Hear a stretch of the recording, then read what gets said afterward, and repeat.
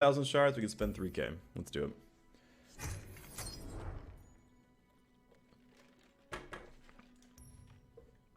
Trial number 1. Expeditions time. Come watch at twitch.tv/phreakstream as I tweet out. By the way, I follow my Twitter. It's over there in the top left corner.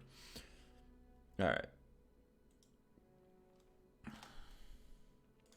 So, what kind of gameplay am I looking for here? Okay, you know what? We can go for the Elnuks win. I'm gonna see if I can get Elnuks. If I can get Mono Freljord to Elnuks, I think I can win almost every game. I think that deck is super good. So sadly, we don't have Freljord here just yet. If we go into Piltover, this sets up cloning program. This is gonna offer me a lot of Noxus though, whereas this will offer me a bit more Freljord. So it's like, if I'm trying to do Mono Freljord, it's here. If I'm trying to like get the cloning program buckets, it's here. Is my understanding of the design of this. I could be wrong, but I'm pretty sure this is correct. So what are we looking at here? Let's do this, right? Like, I think this is fine. We have the Fiora secondary win condition. All right, there we go. We find some Freljord. This is also Freljord, by the way. Starlet Seer, Stalking Wolf. This is close. I like the freeze in the 1 ping though. So sadly, we're gonna miss here. First Blade can work really well with with this barrier and this freeze, so that's not too bad. I think Elites is a pipe dream. So let's go here. Unfortunately, I'm not quite... Okay, there we go. There's another Elnuks. That's a good start. Pack Mentality is going to work here as well. So we're going to keep trying to get Elnuks online. More Freljord helps that. More Freljord helps this. Second Brutal Steel's maybe too much, but it's not horrible. This is still a fine card. Another troop of Elnuks. I really want the rest of these Elnuks, but I think we still take this whenever we can.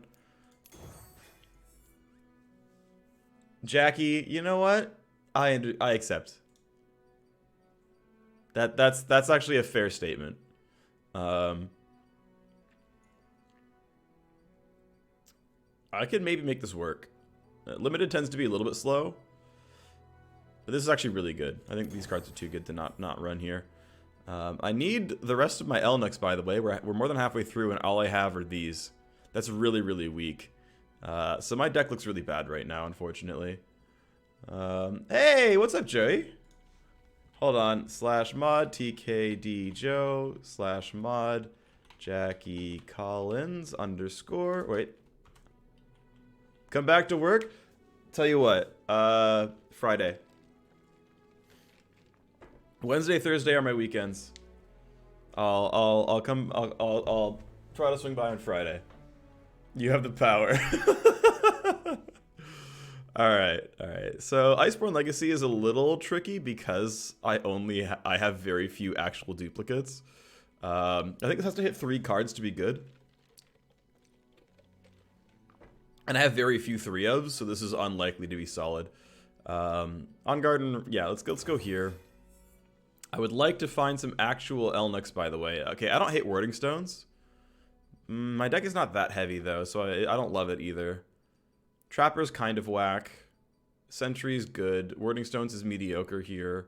This is fine. If I'm going wide, this is good. I think we can just take this. Hearthguard's good. Standalone's solid. Back-to-back is good. I kind of like this a lot. I really want this game to offer me more Elnuks, and it's just not, which sucks. You went 7-1 your expedition, then 0-2. Hey, but you got the 7-1. That's fine. Good job, Kanji. Protector into Cavalry. Actually, I like Rhyme Tusk a lot.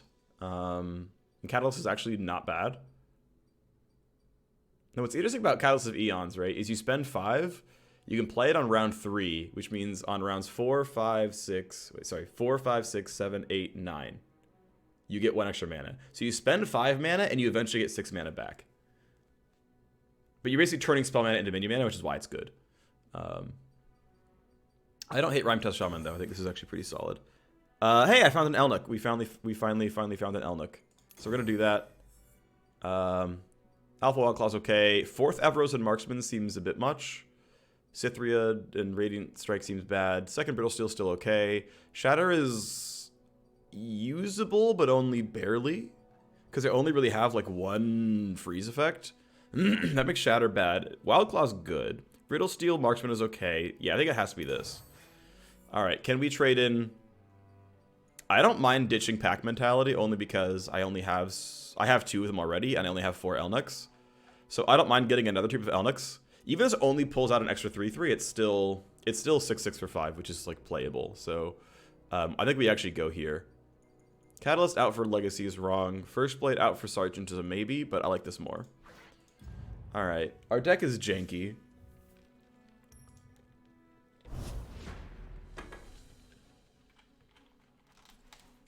Yeah. Yeah, that cat. I mean, that's what you're hoping for with this deck, but the game didn't offer me the 4/5s, which is really painful here, but it's okay.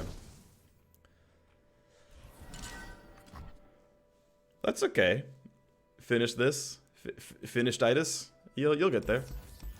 We ditch everything. We can find a 3-drop. Mono Noxus aggro is going to be really fast. So yeah, we really need this. We really need Fiora.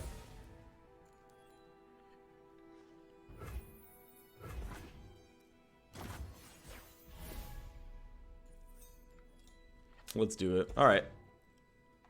So we're gonna miss on 1 and 2. That's okay. It gives us the mana to support Fiora, right? We have both Brittle Steel and single combat for shenanigans, so it's really not that bad. We pass here. We don't freeze this. We just take the 3. They missed on 1, which is huge. Them missing on 1 is a really big deal because this would have been 2 more damage to face plus an extra minion develop that they don't have. That's actually really, really meaningful. So we pass here. This is gonna be a really nice play on 5 as well. We're gonna start the fight on 3. And then Radiant Guardian comes down afterwards, and that's going to be pretty solid. So no Marksman play, but Fiora's good here. We'll see if they develop any minions. They don't want to develop anything smaller than Legion Drummer because I eat it for free. But I can just swing into freeze, and it's still going to be pretty solid. That's a good card. That's a good one. But I still have my freezing tools, so it's actually not that bad. So even though I don't eat one here, I'll just eat one on defense, and it's really not any worse. Still need a 1 health minion on their team somewhere. We can do Sentry Marksman, and then like next round swing with the Sentry and lose a unit, and play Radiant Guardian. So we still want to get Radiant Guardian out. Like a Radiant Guardian is a win condition here. Great, that's just fine. Okay, so you have a 4/4, right?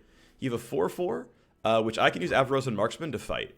Right, I can ping this for 1 and then block it. In fact, I can ping it for 1 and then freeze it, and it's even better. So now it's Brittle Stealable, which is huge. Gotcha. That's gonna look really good. And they can't Culling Strike anymore. They're giving no one first strike, which is obviously really troll. There you go. Now you're gonna sequence properly. If they Culling Strike, I would just single combat before it hit, and I would at least get 1 card out. Okay, so there's your play. Obviously, this is the most valuable one. This is the next most valuable one. I have to freeze this because it has first strike. This always gets frozen. And because it's the one I'm getting, this is the one that I'm freezing. Yeah, so we go here every single time, right? So we go 2 cards for 2 cards. We take 3 damage. It's not the end of the world.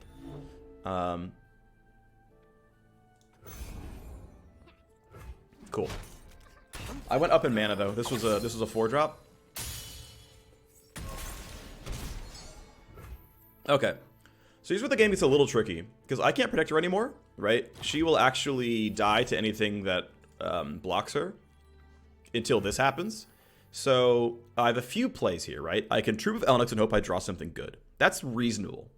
I can also, like, yeah, because we still need a way to set up for Radiant Guardian. Now we could Rhyme Tusk Shaman, but I want to Rhyme Tusk Shaman on 6 probably. I'll probably Shaman on 6 and then start challenging stuff. Like, this direct challenge isn't good. Darius is a 6-drop, so we don't have to use this yet. We can play Rhyme Tusk on 6. So I think we just always Troop of Elnuks, and we hope we get 2. If we got 1, it's not horrible. They can't play anything small because it'll die to Fiora. And this is at least like decent on board, right? We got 6/6 for 5. We also know, by the way, that until we see cards left 11, there's no reason to play another Elnuk. Because we pulled 1. Yeah, okay, so that's a good card. This would have been a situation of played Rhyme Tusk Shaman because it would have frostbitten this at start of round. So, unlucky, this is where we are. So, okay, we accept this. We're going to basically just block here and then play Radiant Guardian.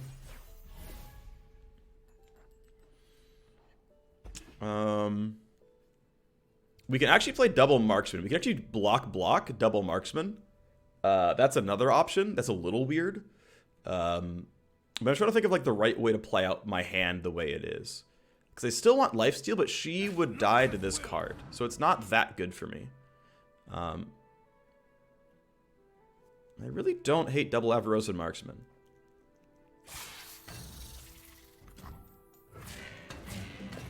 Alright, so this trades out fairly, right? This is a 1-for-1. This is... I mean, this is arguably, actually, this is one card. And then this will get rid of the 6-5, which is going to be pretty solid. But I think what's better than doing this double ping is simply playing Rhyme Test Shaman and challenging it next round. That's probably the overall stronger play. So we're going to just Rhyme Test here. It can be Culling Struck. And if they do Culling Strike, I'll just single combat to make that die anyway.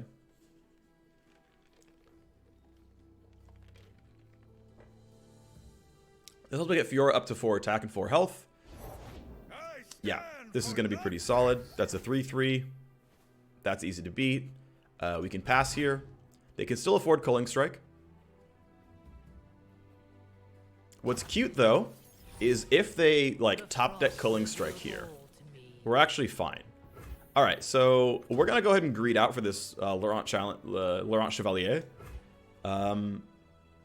We can always make this challenge. We can make this challenge, though, as well, and get some extra board control. And again, we have the ability to use single combat to preempt almost any kill spell. Good grief. Because she'll kill this, and then level up to 4-4 and survive Culling Strike, Whirling Death, almost anything. Hey, what's up, MacD? I'm doing pretty well. I just drafted.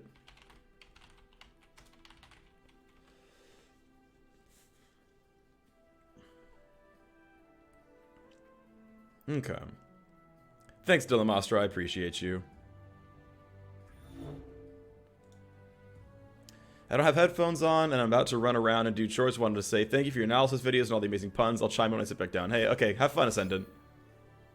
Although I guess nothing I said to you mattered. Alright, do we want to instant challenge this, or does it matter? Do we actually care? I think we don't actually care, right? We just let the stun happen. Because we can remove kind of whenever we want. So I think we just say okay.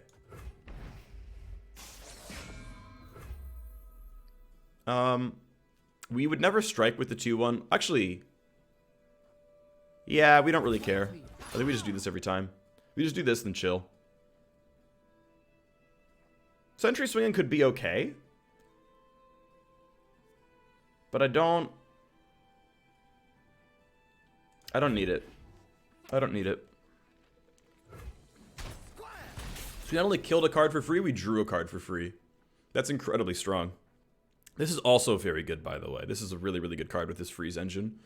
So we're looking really good. Have you played For the King? I have not. I don't know what that is.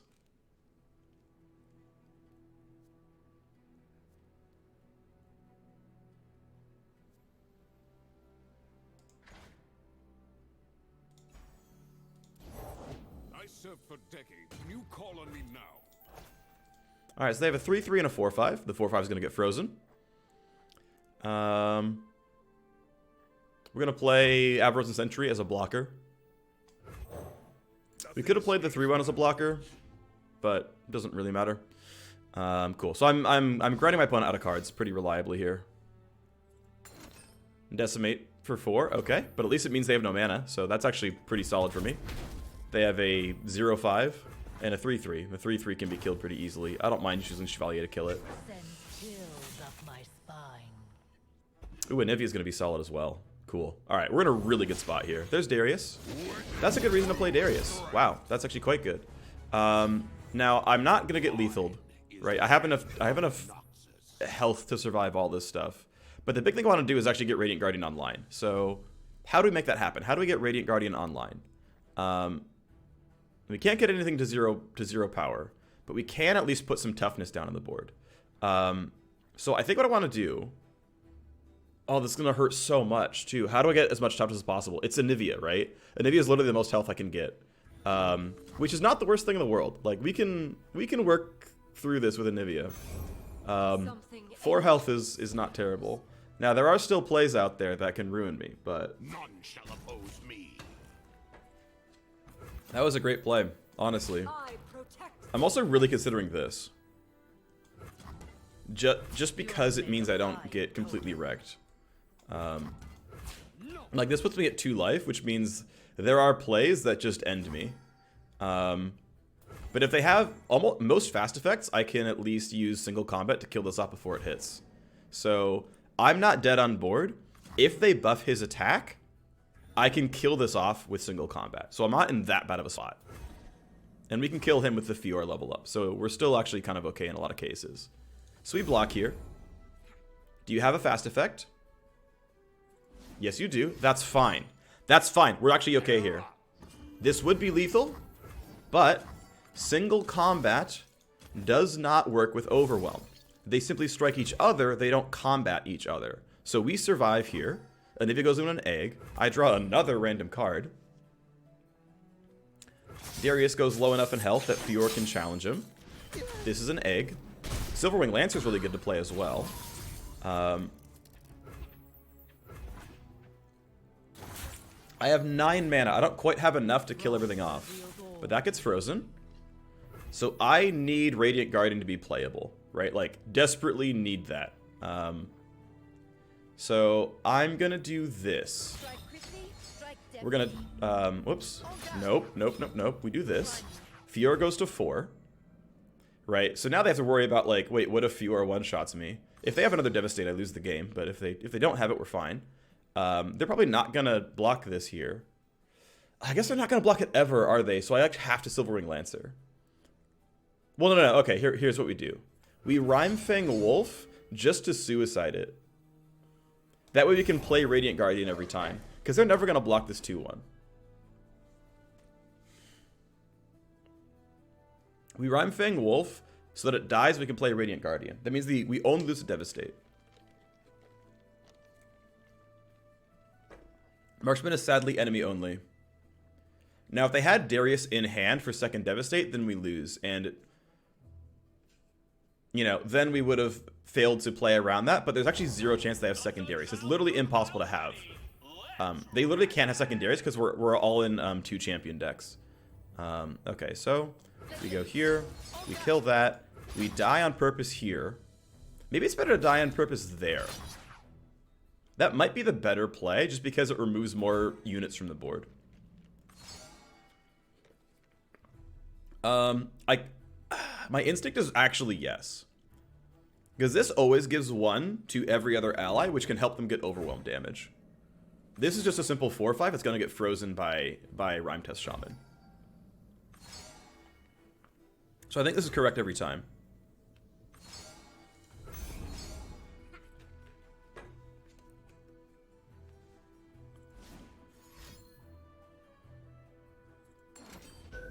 Stun enemy, give allies attack.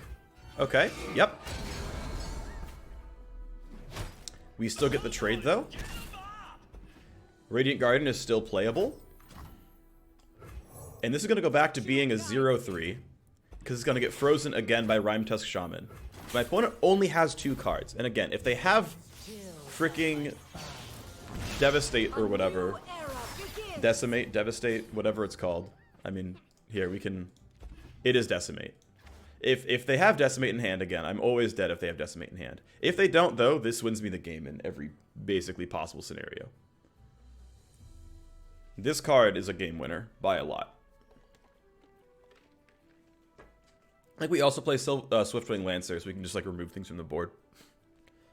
There's not a lot of other units I care about. Mono Noxus has stuns. They can play units.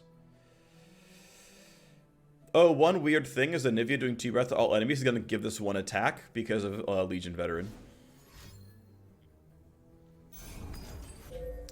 Stun enemies with 4 or less power. Well, that doesn't get rid of the ones that I really care about. So we're still alive. And we're going to play Swiftwing Lancer because it's big enough to fight. It's big enough to fight. They only have 1 card in hand. One card.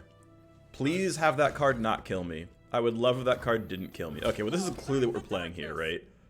There's like no way this isn't the exact play. Even if... Okay.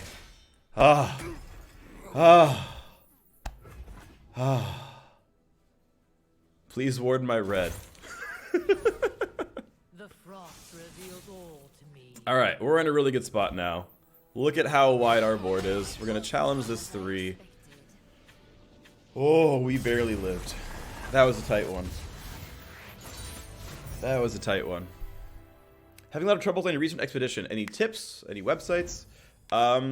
It's a hard one to say. Like, ultimately you need to... I mean, this is overly basic information. You need to know what cards are good and what a good deck looks like. You need to then play the deck well. That is not... you know, that useful of information, I realize, in a lot of cases. But, like, those are the skills, right? Fiora's killed 2 enemies. Bloodsword and Pledge. I don't mind second Fiora. I don't have really good Fiora support is the problem. And the more I go into Ionia, the higher my chances of finding more Elnuks. But Omen Hawk is pretty solid. It's still 2 Freljord. That's not bad.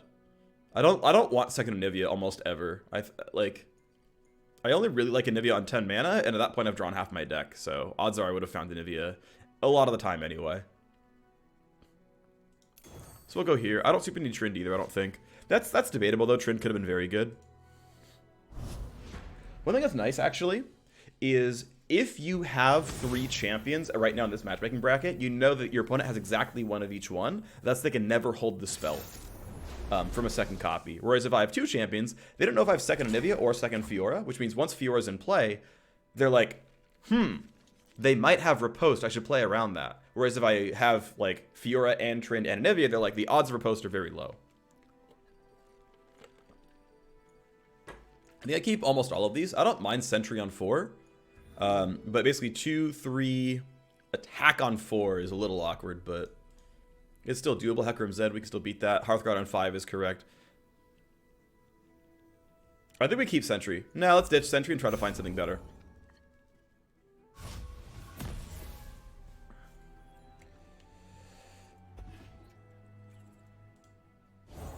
What does he want from me? Alright, cool. We found a 1-drop, which is, you know, I'm kind of glad that we discarded stuff to find. That's actually pretty huge.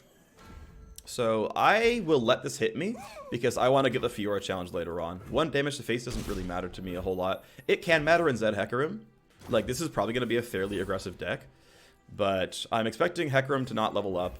That's an awesome card. Holy moly, that's going to be a 6/6 because I'll have War Chefs. This is going to be so much power. Alright, so depending if they have a 2-drop or not, I can get a really, really good attack here. Also, part of the reason to keep this, though I didn't think of it at the time, is it plays with War Chefs well. I was always going to War Chefs on 2. Okay, that is a random 3/2. I could do this and lose War Chefs, and that's probably correct. And then just get 2 damage and an Nexus. Because this is a very good card as well. And it lets them destroy Warden's Prey, do all kinds of ephemeral shenanigans, so let's actually let them take this trade. 2-drop for a 2-drop, but I still get Nexus damage. That sounds pretty good. I like buffing Fiora, but they like buffing something else. My late game is almost definitely better than theirs because of this and this. So the less aggro tools they have, the better off I am. And I've actually managed to get really lucky in what actually I got buffs on. These are both very good. We again let this happen. We don't care. Because we're going to play Fiora, and that's going to let Black Spear happen otherwise. So we skip block. We take the 1. We're okay here. We play Fiora straight up. And then we're going to first play it on 4, and then it's going to become a 5/5, and it's almost unkillable. So if they have Grasp of the Undying, then they have Grasp of the Undying. You know, if they do, good for them. But it's going to be really hard to beat a 5/5. And if they Vengeance this, or Grasp this, Fiora gets in. So this is a very good play overall. So here comes the spell. Right, so there's Vengeance on Fiora only. That's fine. So cool. They spent 7 mana on my 3 mana, and I have a 5/5. This is awesome. I'm actually pretty okay to make this trade happen as well. If they block here, I get 5 to the face. If they chump block, I get 1 to the face. Either block is fine. Cool.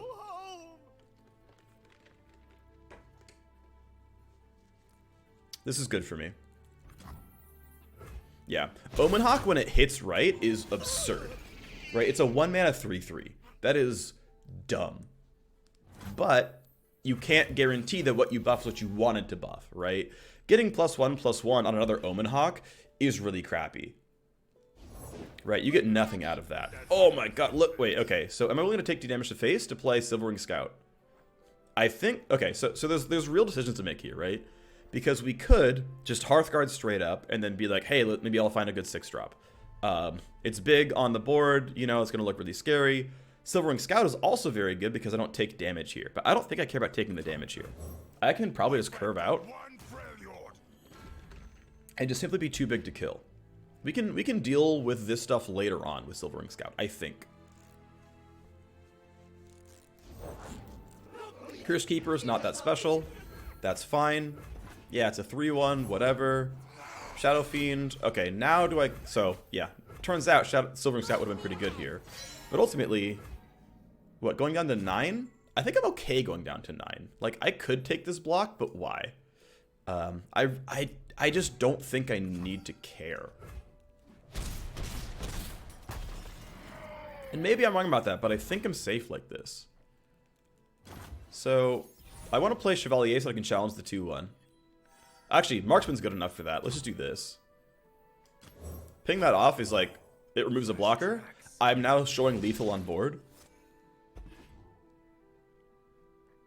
Gotcha. I'm at 9, but they haven't shown me good enough offense for me to care. That's a very good play. Okay. I can't afford Chevalier. These are all good attacks, though, kind of in all cases. Even if the 4/2 drops to the 3/3, that's fine. They're going to be at 3 life, which means they have to at least block 1. The 3/3 is not usable here. So we just swing, right? This is a 7/7. This is going to be hard to stop. There's that trade. They're going to chump block here. They probably have Black Spear. Knowing that they have Black Spear, I'm really considering No. Let it happen. If they have Black Spear, they have Black Spear. We're going to end up being ahead overall.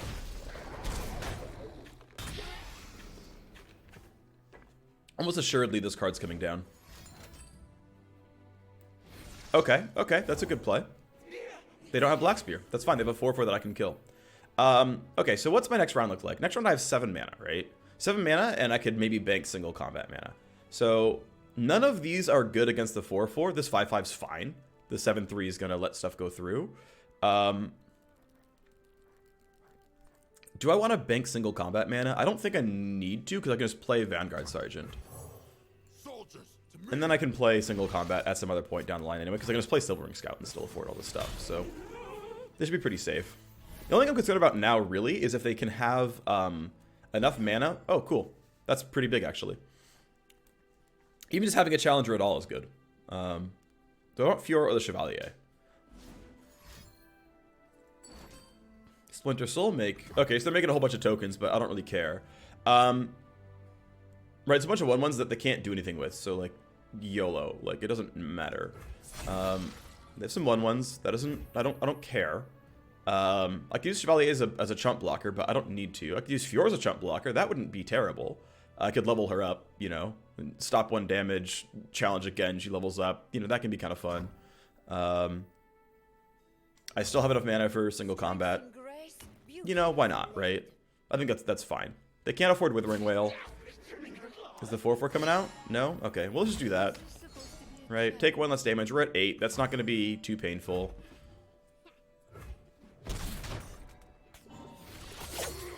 If they have Black Spear, I can play around it. Okay. If they have Black Spear, I don't care, is like the real answer, to be honest. Next round is 8 plus X. So, I don't care if they remove Fiora. Silverwing Scout's going to get in for damage. That's going to be good. I think I'm wide enough now that I probably always win. Cool. We did it. Alrighty, we're 2-0. Got any tips for a beginner, Mahusiv? I think the biggest hurdle in you're getting into any card game is... there's 2 things, right? So there's one, like, you need to learn the specific game, so you need to learn the cards. That just takes time. Like, it just takes time. Knowing what spells to play around, what spells you can't play around, like, what they could have, what they can't have. The encyclopedia has to be built in your brain, and that takes time. Otherwise, I would say try to figure out... let's see, do we actually just not want Catalyst ever?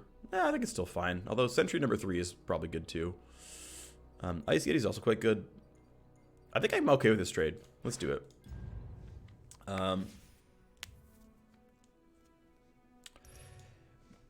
So, and then, yeah, then basically once you know what can be done, you need to kind of learn what the best, and we're going to use this phrase, line of play is. You want to get to the point where you can see the game 1 to 2, I'll say start with 1 to 2 rounds in advance, and say like, okay, I know what they have in their deck. Knowing that I know what's in their deck, I'll keep this because it has a chance of popping off. I think it's okay. Knowing that I know what's in their deck, or roughly what's in their deck, or what could be in their deck, what are they likely to do? Alright? But what am I likely to do? What am I going to do, right? So for example, I know that I want to play this on 5 every time, and that my deck has enough cheap units that I can probably ditch every other card and draw enough cheap units that is playable. And I was right. I know that I want to plan around playing this on 5.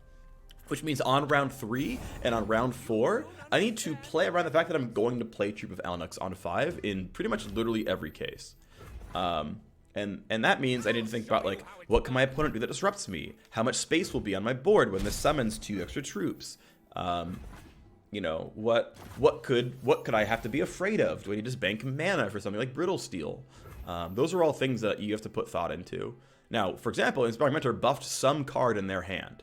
Now, if it's Elise, Elise is going to be a 3/4, which means she's instantly going to beat War Chefs. And you know, if that happens, good for them. Odds are low they have Elise in this hand. Because I know there's only one Elise in a, 33 card deck. So we're probably okay. Hey, Krabby. Cool, so they have a 3/2, which I can fight with this 2/3 no problem. They're likely to not block this. Because this unit is better than this unit. They should keep this alive as long as they possibly can. That chump block is mediocre. It's fine, I guess, but it's not a great play. It's a judgment call. Thank you to Neoshine for the 100 bits and says, Party 100, thank you for everything you've done, Phreak. Your commentary for League was always legendary. Great to watch you and your commentary analysis here. Makes the game a lot more fun to watch. Hey, well, thanks very much, Neoshine. I appreciate you. All right, so we've got a very strong Green Glade duo and this 3/2. I would like a unit big enough to block it, which Bright Steel Protector is. It's a 3/2 in and of itself, which means it can fight Arachnid Horror. Am I going to lose because I'm going to run out of health? Right, so here's again, let's plan this forward. Will I lose this game because of running out of health? The answer is probably yes. Which means I need to trade this card off. I need this card to die. Which means we need to play something with 3 attack that can block Fearsome. Which means Bright Steel Protector. I've got your back. I need to make this trade because I'm going to start dying really quickly otherwise. Then I have my next judgment, which is, do I need to block 4 damage by freezing her? 5 damage by freezing her? Or do I need to keep my 3/2 alive? What's more valuable for me? What's my better play? Because I want to use this freeze. And if it's only the attack with 5, that's a really easy choice to make. Wow, really? Okay. Do I need to block 5 damage? Or can I wait and take a better trade later? This is tight. This is not known. I think I can hold on to this. But this is now a very, very tough judgment call. Because that card was just now called Heal for 5. Also, they misjudged. They should have put the other unit here on the left-hand side. It would have died. Somebody unit made this 6. Okay. So I chose to not heal for 5, and that was like a tough decision to make.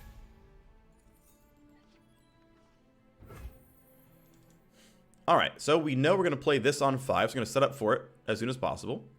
We're going to play this. Can see the Debastian border from here. We're going to play that. We can also... One other choice we could have made, actually. If we had actually played slower, I didn't think about this line of play. Brittle Steel into Winter's Breath could have given me... So they're trying to play around Avalanche, right? Like, I have 4 mana, they have 4 mana. I think they're trying to play around Avalanche.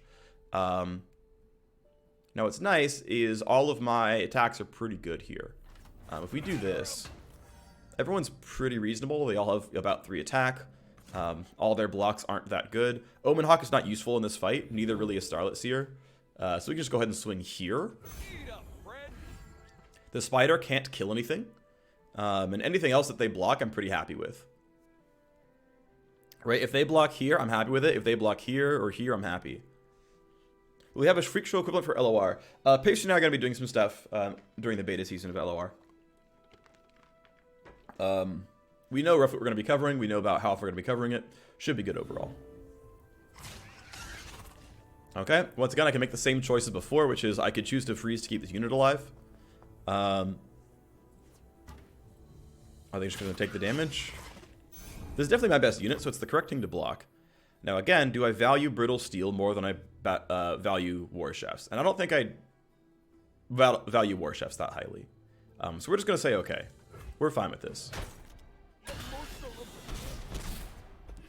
Okay, so I am up a card on my opponent, right? They have 4 cards in hand, I have 5 cards in hand. We both have 2 in play. We're at equal life, but... Okay, we Omen Hawk, right? We Omen Hawk to find some more buffs. I think we for sure always do this. Starlit Seer will be maybe useful eventually, but we want to develop this as soon as possible so that we can start drawing strong units. So we end the round. We want to look for Fiora. Will there be foil versions of cards? I don't know. Oh my god, that is like the best draw I could have possibly gotten. So suddenly we're not going to play Elnuks on 5 because we really, really want to play Silvering Scout on 4. Or, well, on 5. But we want to play Silvering Scout because it challenges Greenblade Duo. Suddenly we are not in danger of dying by getting raced. Now they still might have Shen. You know, they can still find Callista. Alright, they haven't yet. That's good. Alright, we just wait. 5-2 is now big enough to block this. They might have some other fast effects, but nothing too scary. Sweep them away. We're going to take all the good blocks we can. The 1-2 would just die pretty much for free to this. Cool. We go there, we go there. This would be combat resolving, but this is now the best time to use Brittle Steel. Right? Now we keep this 3-4 elusive alive, which is actually my most valuable unit now. So now it's this. Cool. So we spent 1 mana. We held on to it. This got to draw a card, but that's okay. Okay, here we go. And now we get the moment of truth with the Elnuks. We could Chevalier, but I think the Elnuk play is better. I think in almost all cases the Elnuk play is better. There's a debate for this, right? Because this is challenges the 1-2 and we can get in for damage. In fact, even just swinging right now gets in for damage, but this is probably the best tempo play. Nice. And we hit pretty hard, right? We got 10, 11, 10 attack and 11 health worth of troops. Worth of units for this play. You built my elusive deck. You like it a lot. I'm glad.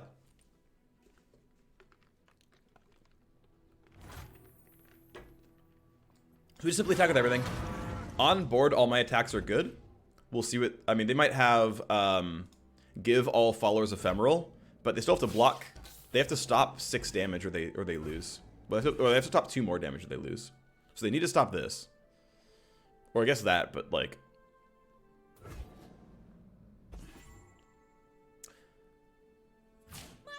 Am I going on the dive soon? I don't think I'm going anytime super soon.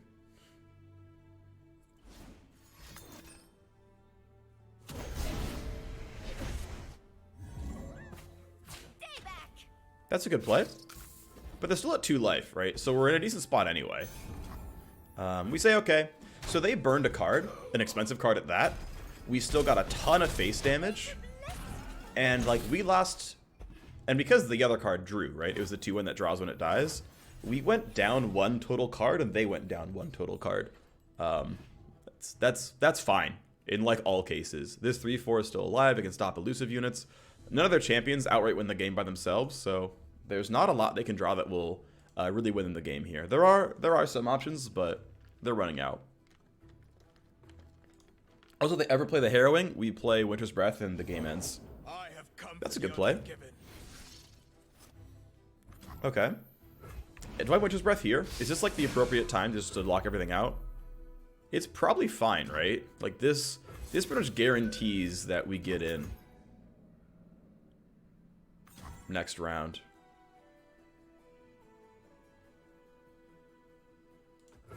Because they have a lot of damage here, right? So if they have Deny, I'm sad, I guess. Alright. Well, there's deny. That's okay. We can still, like, at least now we know they don't have any more spell mana to, like, do shenanigans with. So that means this 5/2 always dies. And that's fine. So you can go in for 6. Alright, cool. You went in for 6. I blocked it. I think it's correct to block this. Again, as long as we can just, like, I don't know. Because one thing is they only have 3 units. And so if I just skip the block, play this 2/2, and then swing, I have lethal. I guess we could just take 6. They actually cannot deal enough damage to kill me otherwise.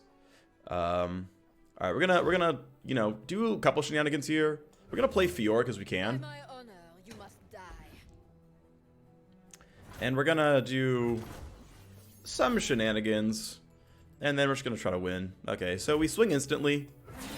We challenge this 1/1 over here. This 3/4 hits first, by the way, so the 3/4 gets lethal before they can ever block anything else. And Fiora kills a Spiderling in case we can, like, do the XP level up thing. Like, somehow maybe we win through Fiora instead. But there's so few ways that they can win this game. They have to remove Silverwing Scout or it kills them. I'm glad you like the show, Kobus.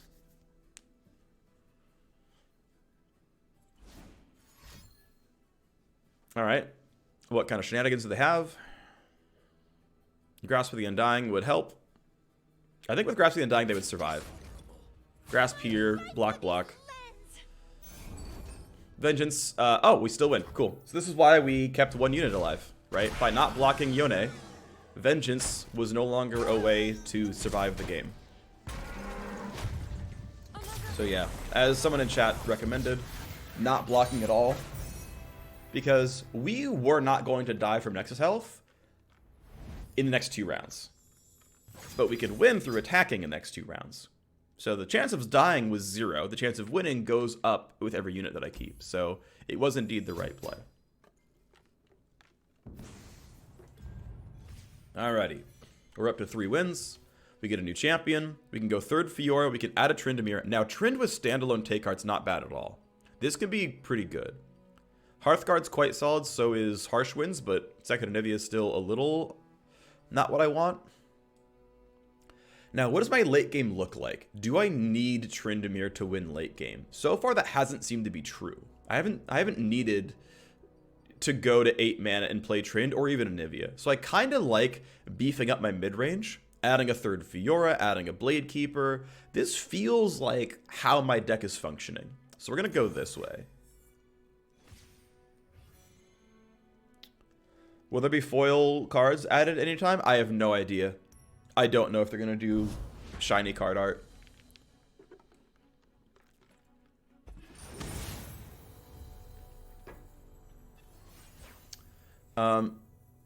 What is my favorite card? I really, really like Heimerdinger. I also really like Karma. Those are probably my 2 favorites. Alright, sick. We found a really good 1-drop. And I think I don't want to keep Brittle Steel because I want... There's actually a really good chance Brittle Steel is not useful in this matchup where the champions are heavy, for example. And also they have 2 extra copies of one or both of those. Yeah, so we always Omen Hawk. I want to find units that are playable. So this is pretty ugly, right? These are all what I would have drawn on rounds 2, 3, and 4, which means that I've had like a lot of really unplayable cards. So we're digging and digging and digging and trying to find, you know, Avaros and Sentry or Fiora with, you know, this buff on. So we're gonna hope.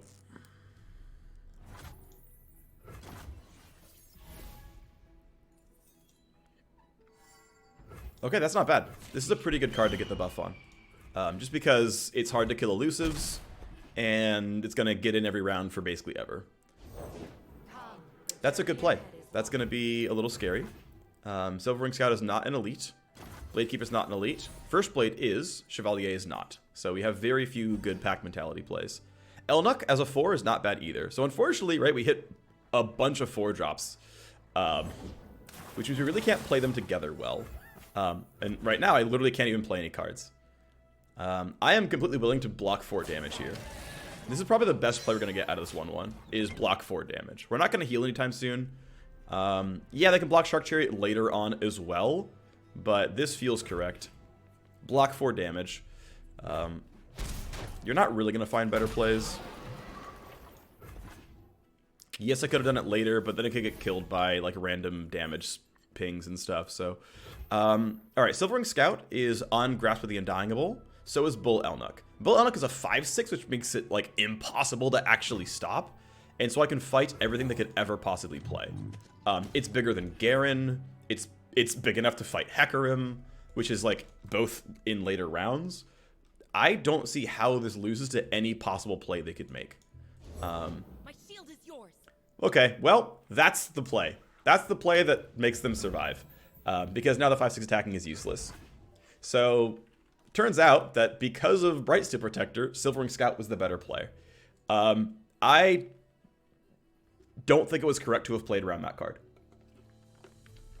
We ended up getting burned for it, but I think I still made the right play, even in retrospect.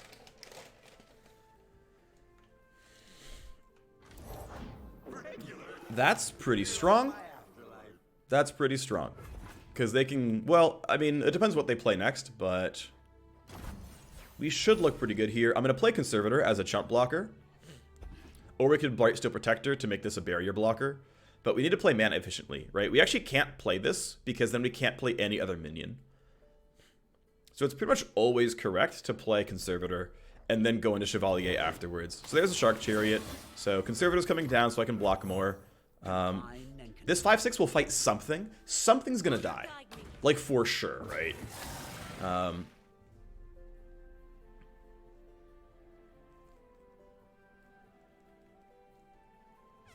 Hey, thanks, Bard Matsko. I appreciate you. Okay. So, you didn't go for any ephemeral buffs. We're gonna kill this, though. We're gonna chump block here. We only take 4 damage. It's not too bad. We still have a 5/3, which can get nuked, right? You know, Black Spear exists, but I mean, I gotta go, you know, go somewhere at some time. Like, I can't just like let him hit me forever. So this comes through. And there's some choices I can make right now, right? So if I really want to keep this alive, I can use Blade Keeper to... Okay, wow, this is worth playing on 9 if we get that far. We can probably make it work. Okay, so if I Blade Keeper, this gets out of range of Grasp of the Undying. If I First Blade, like, there's a lot of possible plays they could have, and I can't know what's all in this hand. I think we develop... I think if they had 1 damage ping, they would have used it. We're going to go Chevalier, and we're going to buff it with Blade Keeper and get board control with this. I think if they had Vile Feast, they'd have used it earlier on in this game. Yeah, so there's Black Spear. We could have Blade Keeper to keep it alive, but that wouldn't have helped all that much. So I think this is fine. We can Blade Keeper this to keep it alive. Cool. Okay, so we go into the next round. I want to Brightsteel Protector instantly, because now it can't get removed by targeted removal. Or at least by direct pings. So we barrier you. I think it's correct every time to barrier this. I've got your back. This represents a lot of threat in a lot of places. If they play Garen here, it's actually hugely beneficial, because we can Blade Keeper and now we have 5 damage. Okay, Hecarim's slightly too big. That's okay though. We can still make this work. So this can go up to being a 5/4, which is not quite big enough to fight Hecarim. This can go up to being a 5/3, which doesn't do a whole lot either. This can become a 3/4 and sneak in for damage, which isn't bad at all. But this is going to be a really scary swing, right? Hecarim's going to get 7 ephemerals out. We're really close to dead because they had Hecarim exactly on the right round. Pack Mentality can get me to 6 damage. I have to Pack Mentality this, I think. This is literally the play, by the way. +3/+3 overarm so I can kill Hecarim.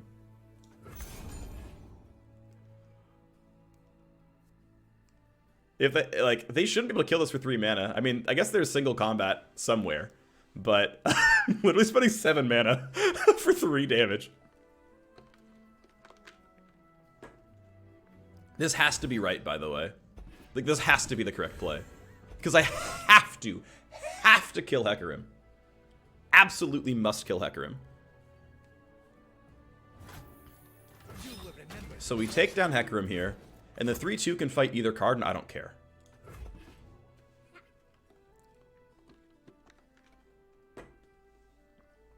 Man, what an inefficient card, by the way.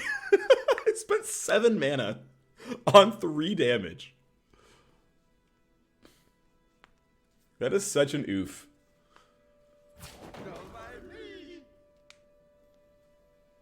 This is fine.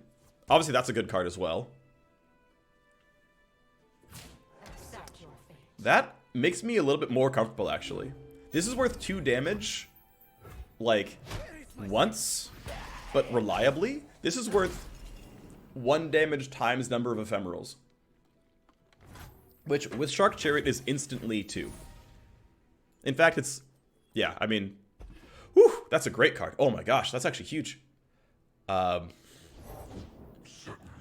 No! You gotta be kidding me! That's so good! Alright, so what's the play here, right? We need to find some way to live.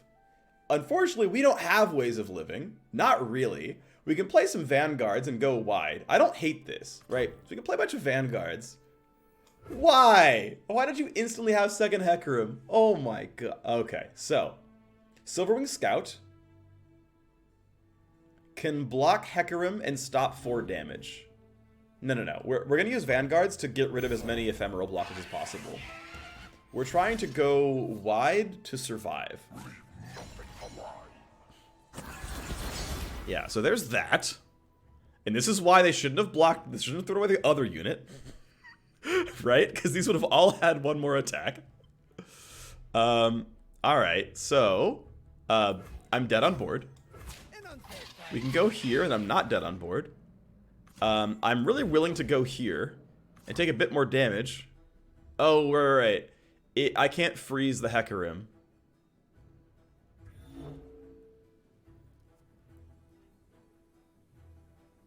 Man, I really want to find a way to knock the Hecarim down. I just don't really have it.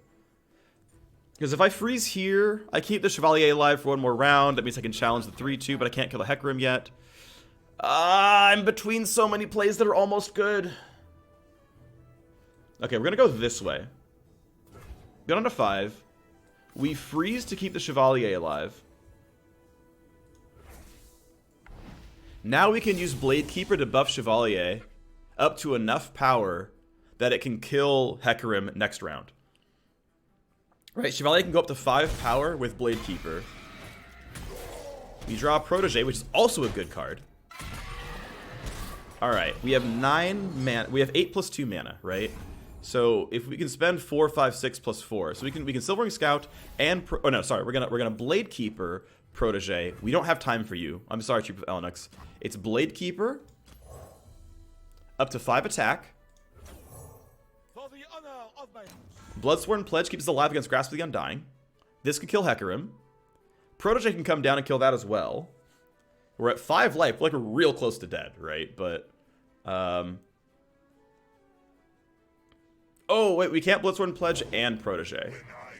That's still okay. Okay, so we're not going to ever use Bloodsworn Pledge. That's okay. So the question is, do we Protege to kill this 3-2? And then the Iron Harbinger is just alone. That's reasonable. We could also First Blade and swing to face. That doesn't do a whole lot. So I think we Protege and knock down the 3-2.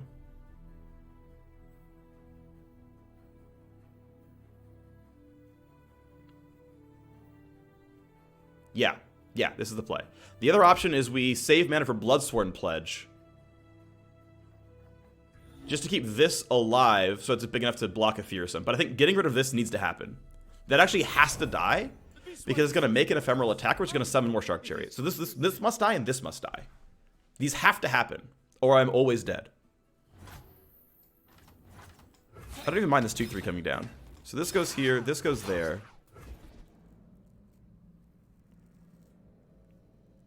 We can't block this guy, but oh well. If you block, that's fine. So we try to kill second Hecarim. If they have removal, the game is over. That block is fine. We are up in card count, but we are so close to dead that I'm not sure we can win this game. Yeah, if your second trial in an expedition is just worth XP, which is still quite good. So I can't play this yet, sadly. Troop of Elnuks was also not quite playable. It wouldn't let me go wide enough to block everything anyway. So now we're just basically hoping. All right. So now they have what they need to win the game, because I'm pretty sure this will make this ephemeral and it'll summon the Shark Chariots. So I believe I'm always dead here outside of fast effects. So if you instant swing, I think I'm always dead. If you don't instant swing, we probably Troop of Elnuks to go wide. Please summon a unit first. Please make the misplay of summoning first. That's a huge pog, unless it's a burst speed spell, in which case it doesn't help me any.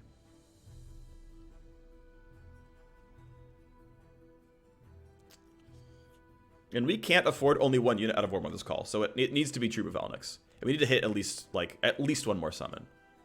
Now, odds are pretty high, right? We have 4 of this card, and so there's 3 more in the next 23 cards. Decent chance that I get 5 units out of this. Also, only this is fearsome, so this can be blocked by some of the Elnuks.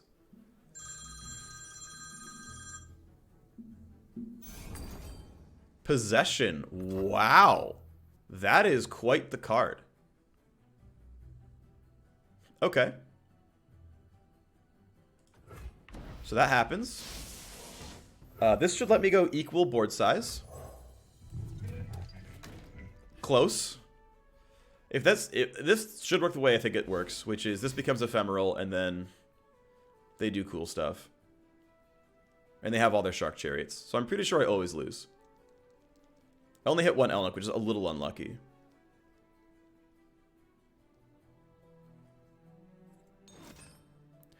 Losing also does not get you extra swaps. That's not how that works. Alright, I think I can live because these only have 1 attack.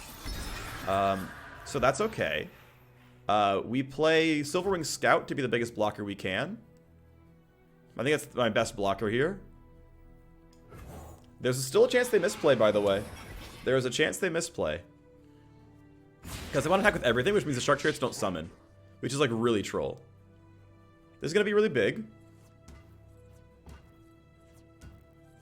Okay, they're trying to resequence stuff. Let's see if they mess up and use these spirits instead of Shark Chariots. Wow, I actually lived because of this. That's amazing.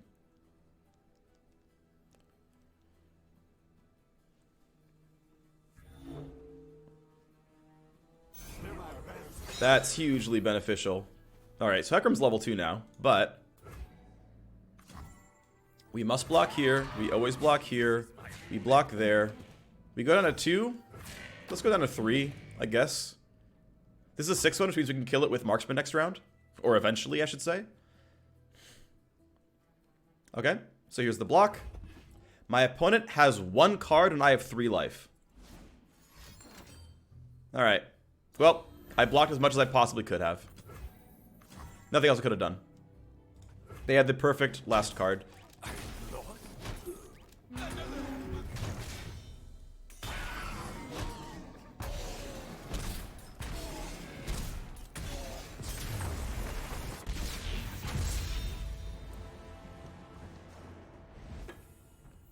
Happens, you know? It happens sometimes. That's okay. That's okay. Widow's Breath is a bit slow. Esper Legacy's bad, though. Conspirator's fine. Brittle Steel... No, I like all these. These are still fine. I mean, I could go down Brittle Steel, but I don't think it matters. I'm still managing my mana pretty well. I don't need to be heavier as a deck. So we'll skip this trade. We're 3-1. That's fine.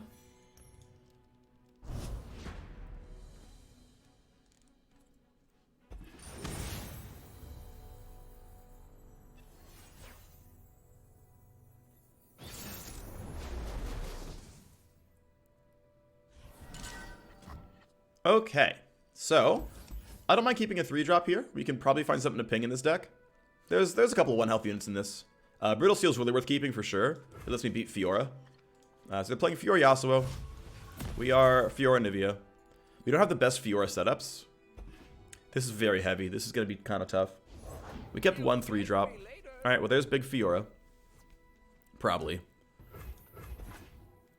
I'll show you how it's done. Okay. Does skipping trades do anything for you besides the obvious? Nope, it does exactly what it says it does. Well, sadly, we don't have any playable cards. The 3/3 is going to be okay eventually. I'll take it from That's really effective. We're in a really bad spot. We're very likely to lose this game. Because they're going to have a 5/5 Fiora or something.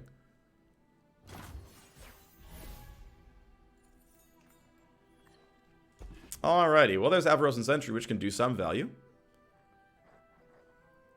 It's a little late. I mean, I guess technically if I threw away Avaros and Marksman, I would have drawn this on 2. But, I mean, maybe at the time it was correct to throw it away. Okay, cool. We found value anyway. So we kill a 2/1. We know what they're buffing is not Greenglade Duo or Conspirator. So whatever they buffed is even more important to them. So they buffed something really strong. Something really, really big. But we got a free card here, which is good. But yeah, it's going to be a big Yasuo or a big Fiora. Although I think they would have played a 4/4 Fiora if they had it. So it's probably Yasuo. Yep, they buffed the same card twice now. It's probably like a 6/5 Yasuo. Which is going to be hard to beat because I don't know how we're going to do that. But it's going to be found somewhere. Now we take this hit. We don't care. We go into round 4. Round 4 is enough for Marksman plus nothing. Okay, I don't hate Fiora here, by the way. Fiora could really work. We can freeze this 3/2, or just fight the 1/1. We can try to use the Fiora win condition somehow. It's possible. It's not likely, but it's possible.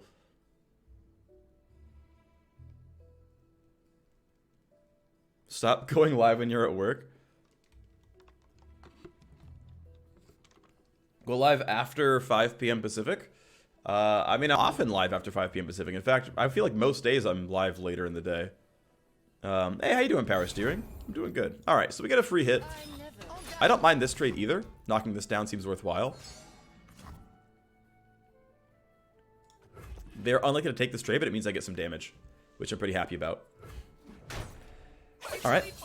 Well, we're the first to start leveling up Fiora. They're going to play Yasuo, probably. He's going to be gigantic. I would love to find Riposte somewhere. Thank you, Drathmar. They buffed Solitary Monk twice.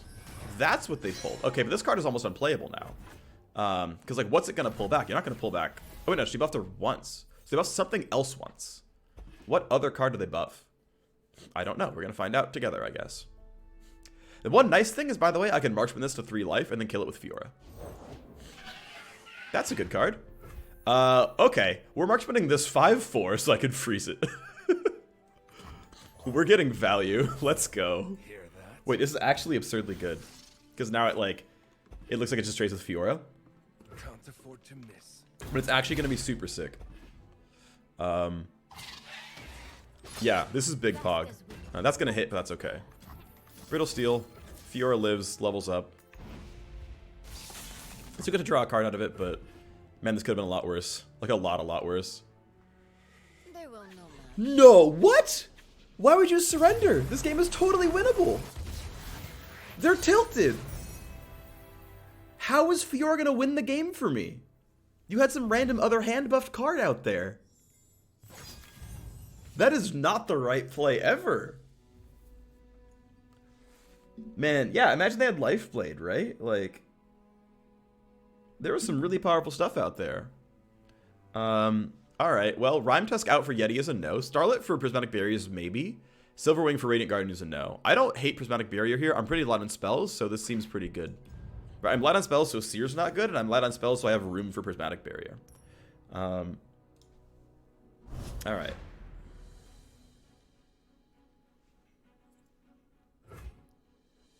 Yeah, who knew I had lethal already? Thank you, by the way, to Drathmar for the sub with Prime. Drathmar, maybe I called you out last time, but you know what? I'm saying thank you again. Welcome back to the Phreak Show, or welcome to the Phreak Show, or welcome again to the Phreak Show. All the above.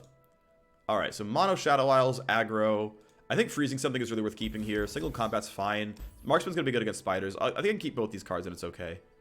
It's a little contest, but I think it's going to be fine. I think it's gonna be okay. Give me a sec.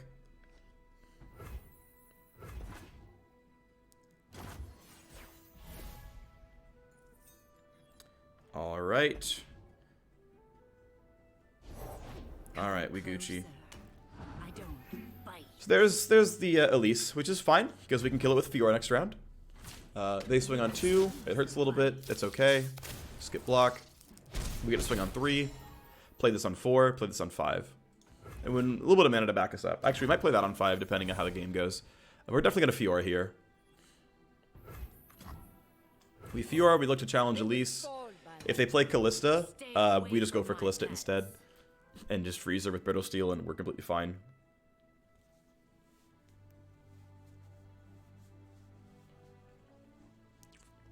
Now they're trying to figure out, like, how do we kill this Fiora? Because she's going to kill our Elise every time. And indeed we are. Okay. We just do this and we take the 1 damage. If they have a removal tool, good for them.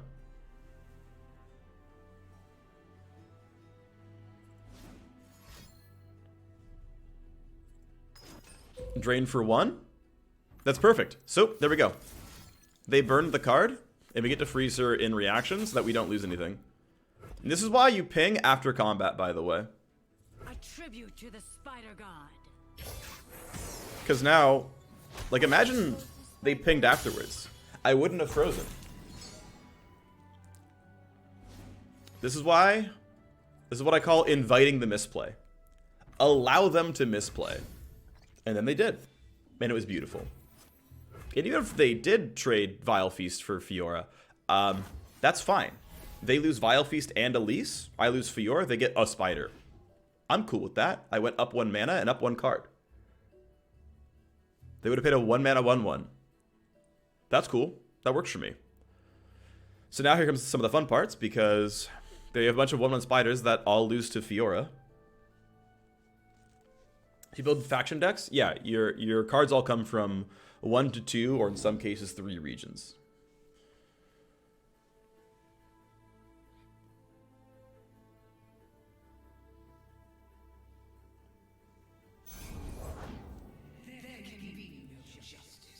My favorite deck? I really, really like Shadow Isles. Okay, so we're just going to ping this 3/1, right? Like, we just take free value. Because this 2/3 is not as useful. This is really good. Hear that? Can't afford to miss. Alright, so she's getting closer to leveling up, but it's only with a Spiderling. It's not the worst thing in the world. Obviously, we kill her if we can at some point. End round. Cool, that was a freebie. Alright. Brittle Steel is nice. Probably going to go for Fiora with that. We're going to go ahead and play Troop of Elnuks. I think we're going to play it in almost all cases. I mean, I guess we care about Radiant Guardian coming down. This feels better, though. This feels a lot better. I think we can make this work. Alright, I didn't hit the best cards, but I hit okay. I don't hate getting only 1. It's still a decent play. Thresh can come down, I think, this level.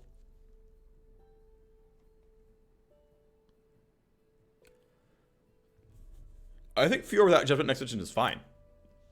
They're going to play around Judgment anyway. Right? Like, if they can, they're going to play around Judgment.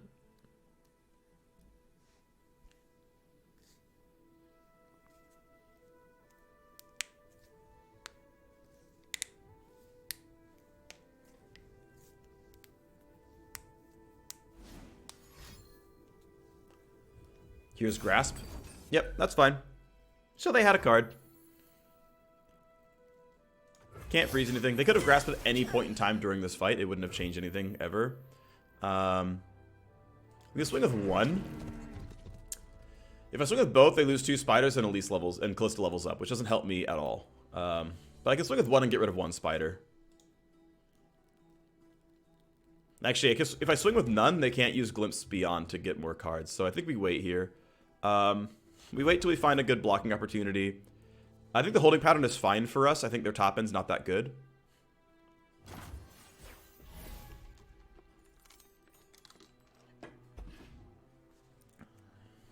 Rhyme Test Shaman is going to be really viable in the long run.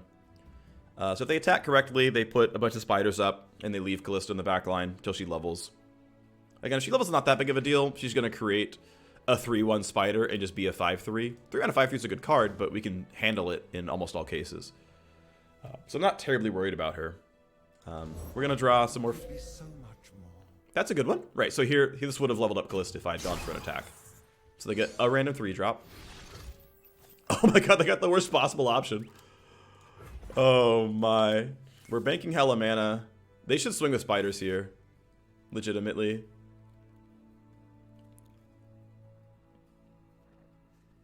I'm banking a lot of mana here as well, which is like a pretty big risk. I could have just played Rhyme Test Jump. Yeah, okay, whatever. So we're sitting here doing nothing for a really long time, which is not ideal, right? But we get to play Silverwing Scout now. Start hitting face a little bit at a time.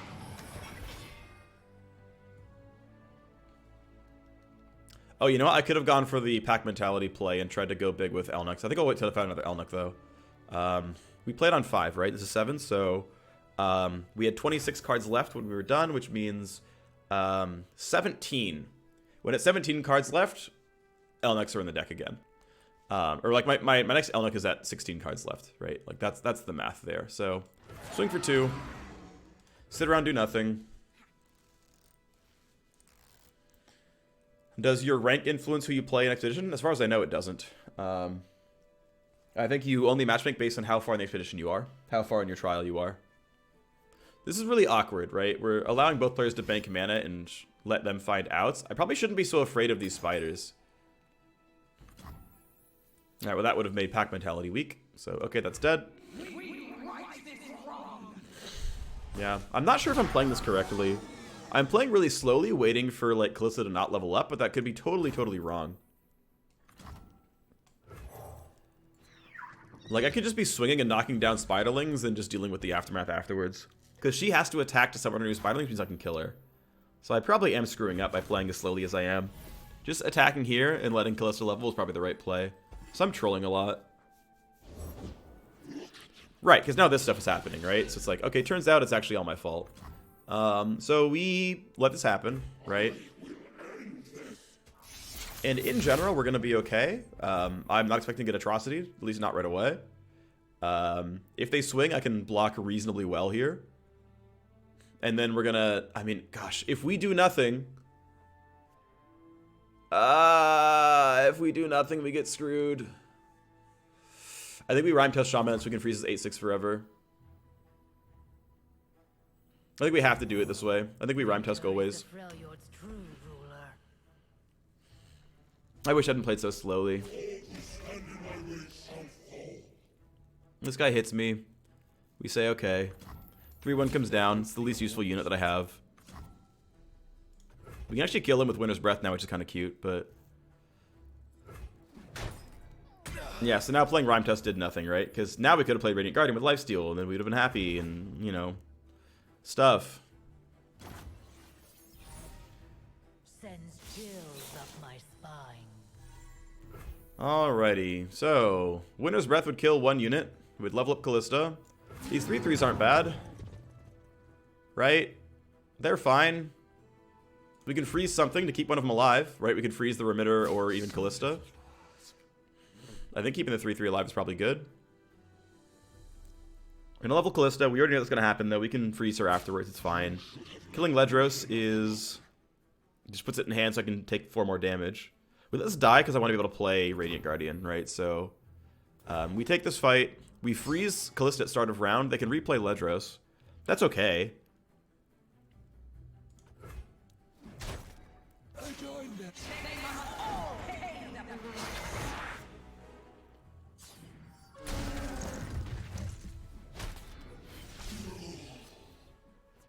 All right.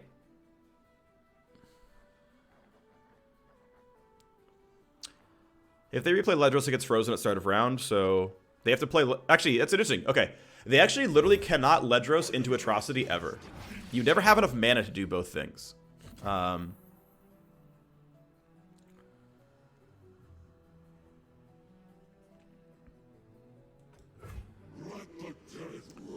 other thing worth noting, I don't think it's the right call, but I'm really considering it. So we always play Radiant Guardian, right? Let's keep that in mind. This has to come down. Okay, we're 1 mana shy of actually being able to make the play. Because we could have done like Brittle Steel on Kalista into Winter's Breath to clear her off. But that's 2 cards to kill just Kalista. That doesn't seem correct. We can Avaros and Marksman and drop down a 1/1. This 6/6 is useful. Thanks, Revenge. I appreciate you. He can't Atrocity. Atrocity costs 6 mana, and this is going to get frozen by Rhyme Test Shaman. So unless they have a way to kill Rhyme Test Shaman, This is getting frozen at the start of round, and Atrocity does nothing. No, they can Atrocity Callista, but if they Atrocity Callista, I can Brittle Steel. So, there's really only so much available to them. And I'm going to start healing for 6 every round really, really soon. So, we have just about stabilized. They definitely should, if they have Black Spear, kill Rhyme Test Shaman. Fresh tracks. So we just drop another unit off the board. Gotcha.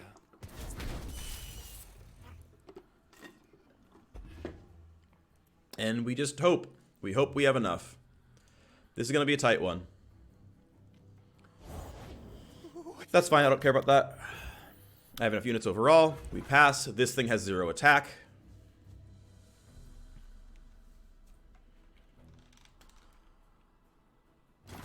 Okay.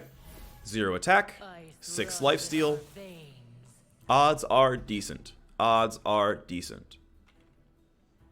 We might be okay. We might be okay. We have decent blocks here in most cases. Again, the 6/6 is like a game winner.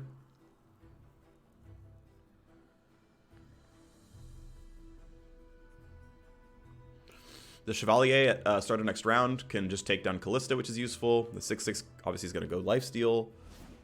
All right, what's the play? Glimpse Beyond on that. Okay, yep, you got it. Now we're going to play Chevalier here. Because we only want to play her if something dies, and if something dies, we have room for her. So we can just always Chevalier. Gentlemen, ladies, the honor is yours. They found some more cards. I mean, if they find second Ledros, I'm like really sad, but... What does Tough do? Tough makes you take 1 less damage when damage is dealt. We say, okay. I really hope they swing, because this fight will go well for me.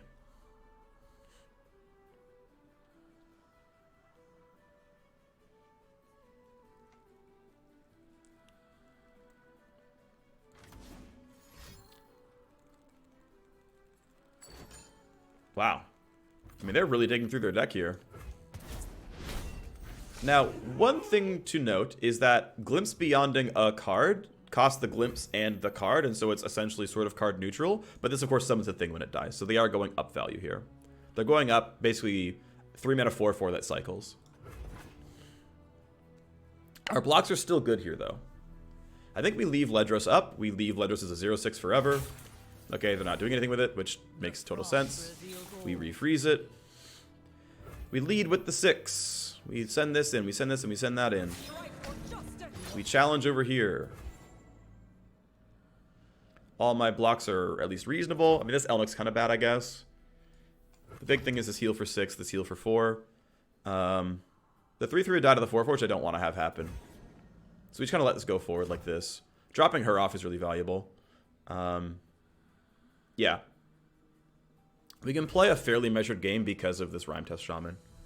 The 0/6 can block. I heal for 6. They'll go back for 5. Okay, this is actually quite good for me. Sadly, Radiant Guardian is not an elite. We say okay. I could have chosen to freeze her to keep the Chevalier alive. I don't think I needed to. I think I'd rather hold on to this for later on shenanigans, because later on shenanigans will absolutely happen at some point. I expect Ruination to exist in my opponent's hand here. They can still play Ruination, so I'm going to simply play this 2 and keep waiting. I'm a little surprised they didn't throw away the 0/6. Right, so they could replay Ledros yet again. But I guess they're not really worried about playing for absolute value right now. Do you prefer this game or Hearthstone? For this game a lot. I think this game is amazing. I really like playing it.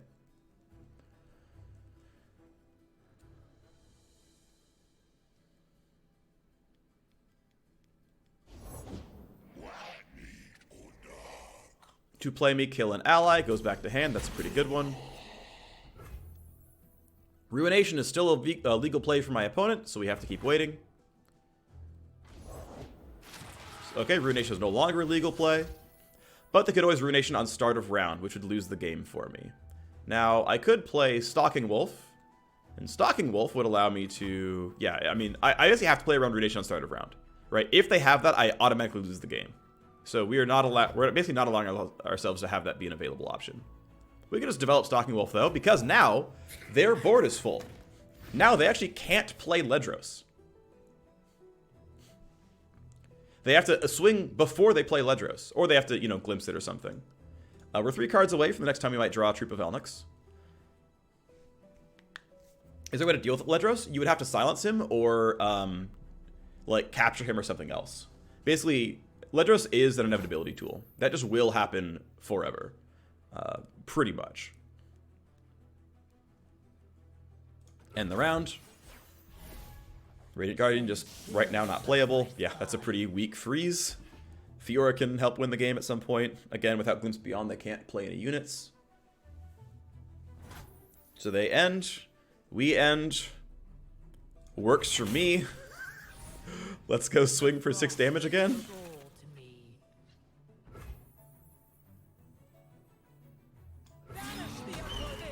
Let's have this 3-2 knock down a 2-3.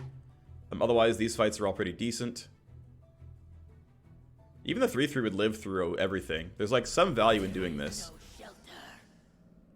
Like, yeah, she's gonna get injured, but... No, I guess leaving her back is correct. The 1-1 dying gives me space to play other units, so I don't mind that too much. I could also Stalking Wolf to, like, knock down the 0-2, but nah, this seems fine. I think just, like, direct challenging there is okay.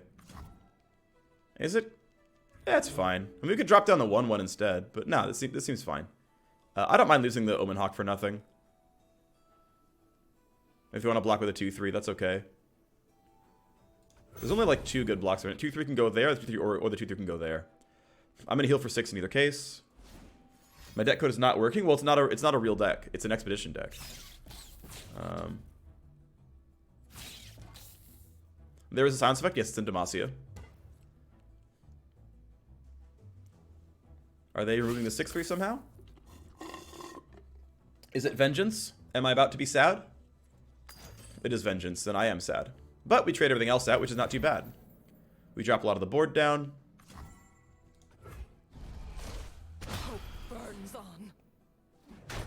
They cannot play Ledros during this round. We trade some units out. We didn't get a whole lot of damage dealt. Huh. How does this game play out in the long run? If they play Ledros on start of next round, they need a blocker for it. Which needs to be Radiant Guardian plus Blade Keeper, probably. Brood Awakening is a decent card. At least they're dedicating cards, though. That's good. We say okay. Yeah, we say okay. And we play Radiant Guardian. Again, the point still stands. If they have Ruination, we have to then refill the board afterwards, but that's doable.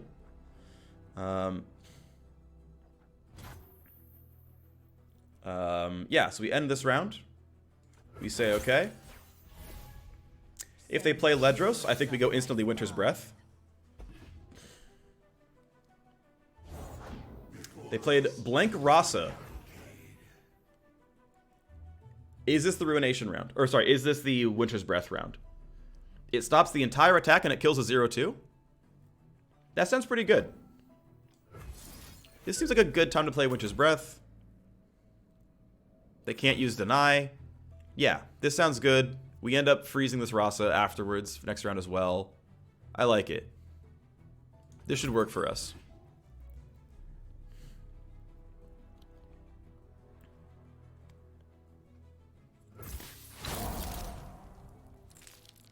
We kill a 0-2. This guy is 0 attack. They're not going to attack me. And we're going to play Troop of Elnuks at the end of the round. So for 3 mana, are they going to do anything at all? That answer is almost definitely no. There's a random Elise that I don't care about. Sure thing. Troop of Elnuks can come down. We're probably going to find 2 more copies. Okay, we found 1. That's not terrible.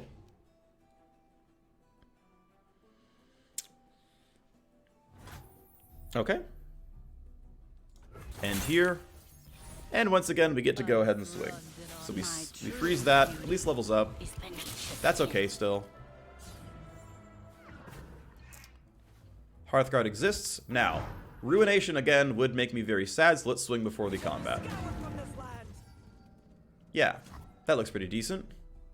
Actually, okay, if we make the bold call they don't have Ruination, Pack Mentality can win the game for me. If they do have Ruination, though, again, I pretty much lose. So I honestly feel like I'm not allowed to play around Ruination. They've dug through 23 cards, and their Shadow Isles solo. I think I legit have to always be afraid of that card. And it's just like, I'm just SOL. Heal for 5, deal a bunch more, right? They're going to be down to very low life. I can also single combat the 5/5 into Rasa at some point for health. Yes, I can. And I will at some point.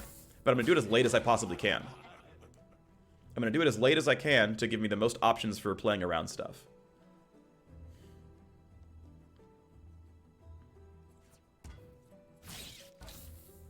Okay.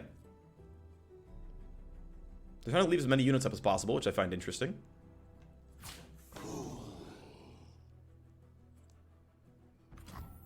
Alright. Back to 15, that feels pretty comfortable. My opponent loses the game in 13 cards, although I'm actually right behind them in that. They've drawn a bunch and I've gotten Elnuks out, so we're actually really close in card draw.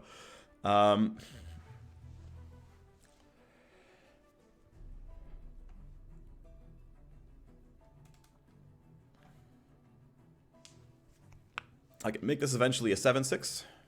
I think we're going to probably drop Hearthguard really soon. Also, what's going to be really nice is finding Anivia's. Anivia's going to be really nice for me. Okay. So now that's going to get frozen. Yeah, so we're going to let this hit me. Yep, we're going to go take our 8 damage. We say, okay. Now we single combat, right? Now this 0/1 is going to be unfrozen and we kill it. So, right, now we heal for 5. We get rid of Rasa for good. Okay, we could buff her first, right? And actually, we always buff her, don't we? We always put this up to 7. We put this up to 7/6 so that I can actually fight Ledros. So let's increase her now. For the honor of my house.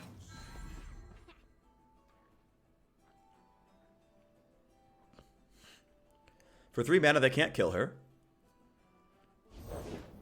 I don't care about that card. And now single combat will remove Rasa. I will heal for 7. And she can fight Ledros again next time.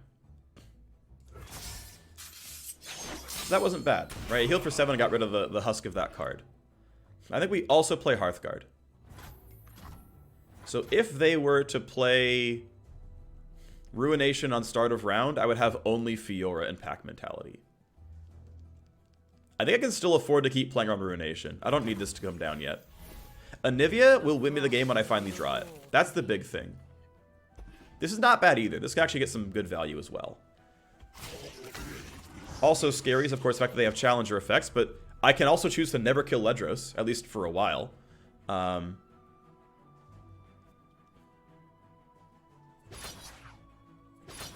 That's a pretty good one. Okay, so here's where Brittle Steel comes in handy. We keep Rhymefang Shaman alive, or Rhyme Tusk Shaman alive. We lose a card, but it's not the end of the world.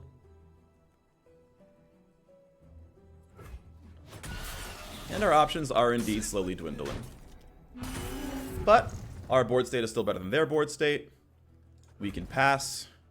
And we just keep trying to wait until we find the Nivea. And again, we know in 12 rounds we actually win the game. Is it coming out yet? It's not coming out yet. Alright, you got your Black Spear, you did it, you killed it.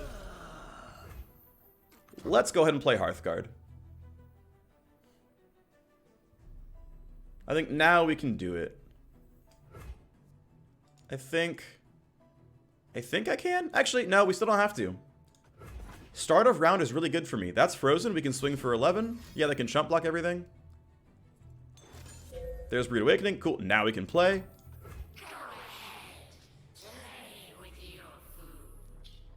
So I think it's Hearthguard, Fiora. And Fiora just kind of fights the 0/6 to keep it out of the way. Or is it just Hearthguard or is it just Fiora? I kind of like just Fiora just to keep this out of combat. She's also small inevitability. With blades. This thing, because look, like, I can challenge it. It just goes off on the side and doesn't die. It stays frostbitten. Oh, actually, it's not going to stay frostbitten. That's actually a really big deal. It not staying frostbitten is actually really, really meaningful. All right, so we gotta turn up a little bit of the heat, right? Okay, I think Fiora has to challenge some spiders. Maybe Fiora challenges Spider Queen Elise. This just got really tough. This infinite value is so scary, even though it's never getting any damage in. It can trade with Radiant and then just get played again. Man, that... Oh my gosh. I think we have to Hearthguard. I can also choose to play Pack Mentality on Radiant Guardian so that she... Yeah, I mean, the problem is Pack Mentality literally buffs only one card ever. I have an Elnuk. There we go. That is the card I needed. Instantly, the card I needed. This plays around Ruination in a meaningful way. This is huge. Absolutely huge. Absolutely massive. This means so much.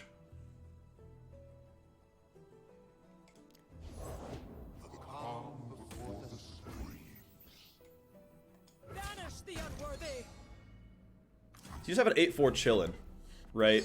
So like I can trade that with Anivia basically. Oh yeah, this also levels up Thresh instantly. There is, let's see, what there's one Elise. There's what, 2 champions left in the deck? We've already killed Callista. We've already killed Elise. This is one Thresh. There's one champion left on the deck somewhere. I don't think we've killed 2 champions yet. I think we swing just to get rid of tokens, even though it helps Thresh level up. Anivia fights whatever fights it pretty well. None of the other attacks matter because they're all going to get chump blocked. Except that we can do this. This is... Oh wait, no, that wouldn't even kill it. Then we literally don't care. It's just going to get chump blocked, we're just killing tokens. But it's correct to kill the tokens. Let me just do this literally every time. Like, whatever. No other attack matters because they will just always die to these spiders. So they're actually opting into this trade. Which I understand, but again, it's a thing I have to do. If they have Black Spear, yes, they kill the Anivia egg. Yes, I'm sad. In fact, that'll level up Thresh as well. Now Thresh is a 4 or 5.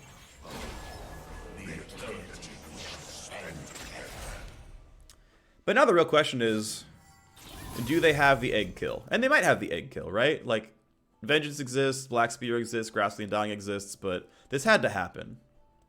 This always had to happen. For sure, right? Lady Elise, where are you? Okay, so we'll see if Thresh can pull out a champion or not. I don't remember if we'd actually killed other champions. Here's their other little small Death Rattle units, or I guess Last Breath units. We're okay, right? We're okay. We have, what, 2 more Fioras in my deck somewhere. All of the units in my deck have more health. Again, we win the game in 12 rounds. Yeah.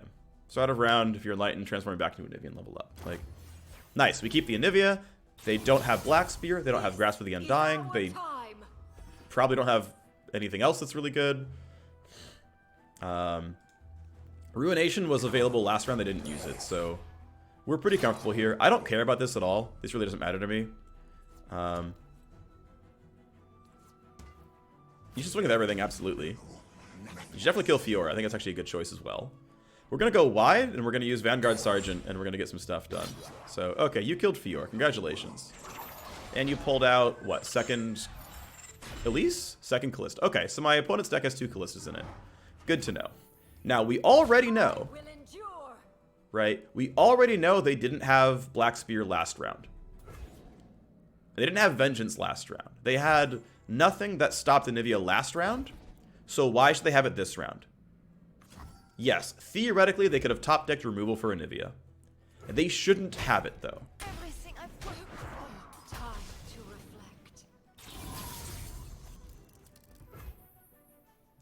reflect. They also shouldn't have top-decked the Ruination, But I also don't think I need to go any, you know, wider than I already am.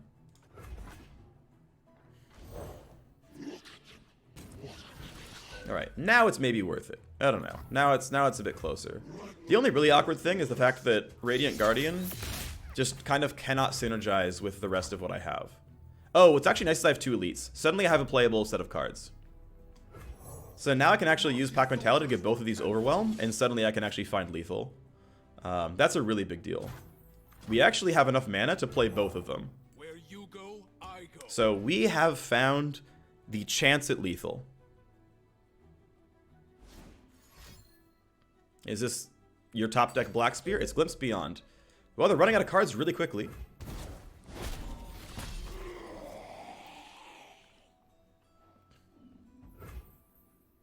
Atrocity, man, if they find Atrocity in these last few cards and I lose to it, I am so sad.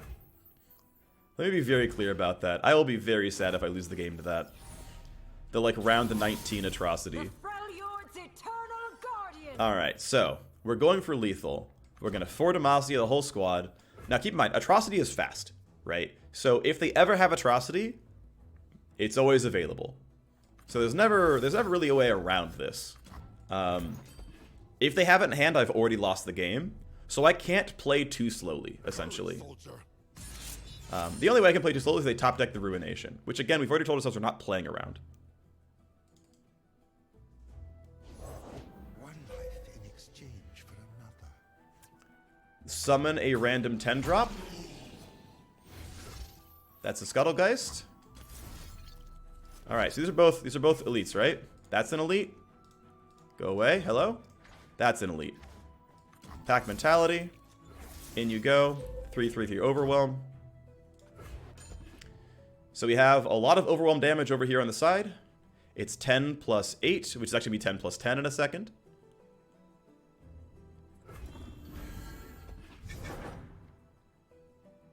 Now, these can both have 3 health. I have not guaranteed that I've won this game, by the way. Actually, it's really close, though. So... Yield or perish. I don't think the ordering really matters, but... Stand together. So, this is 20 Overwhelm, and they're at 16. So they need more than 4 life. They actually would have lived. They had enough units to live here.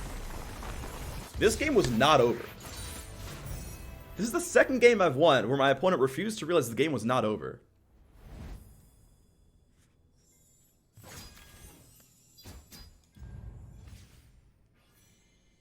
That was a really long game. I mean, that was what, 20 rounds?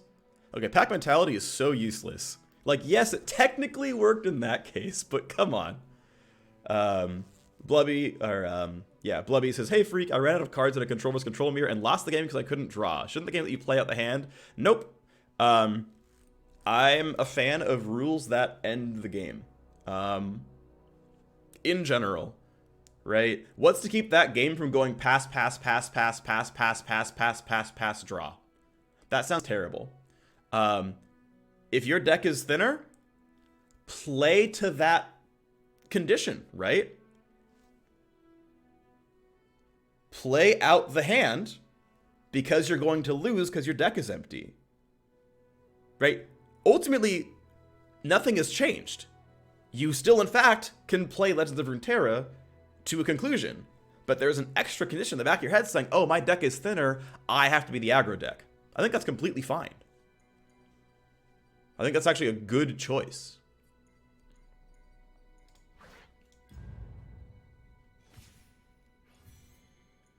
Alright, we're at 5-1.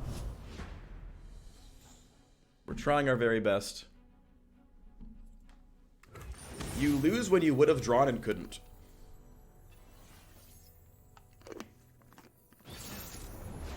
Does Ledros kill if you have 1 life? Yes, Ledros always rounds up. So they are also Fiora Anivia. Oh, but they also have the extra, at least the extra Felguard stuff. Keep the 1-drop and nothing else. Anivia is probably too slow here. Even though it's a good card. Okay, we found a 1/2/3. That's not bad.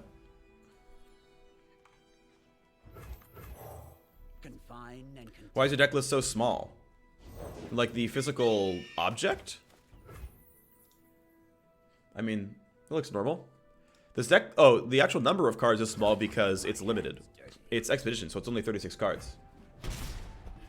That's why it's not like a legitimate ranked deck, because it's Expeditions. I only have 36 cards. That's a good card. I don't care which one they challenge. Ultimately, you know, this is probably going to go here, and then this its face. I'll probably chump block it. Maybe I won't. I probably should, though. Cool, that happened. I think this is going to go down as well. It gives me a later tool. Also, if they draw Fiora, it doesn't die to it. Lets me play Fiora now. And after this game, I'm going to go PP. Alright, Fiora on 3. 1, 2, 3. Fiora! We can kill a 2-1. In most cases. We have single combat for shenanigans. Doom in 6 weeks, power steering? Yeah, that'll be fun. I will almost certainly buy that game.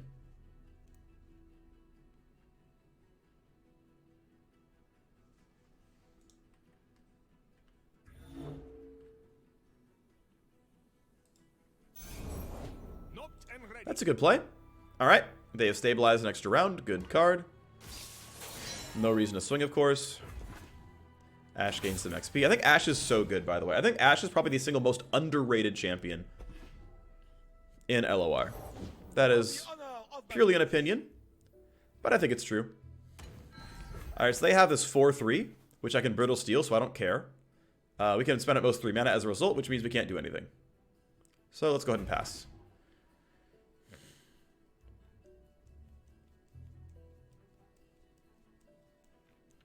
Now they're worried about Riposte existing, right? They're like, Fiora has all these answers at this mana point. And I'm like, yep, I do. Oh, this hurts a bit. Skip block. Okay. I guess no one does anything. We trade card for card. We say, okay. We move on with our lives. Although I definitely took damage here, right? I'm behind tempo-wise. Okay.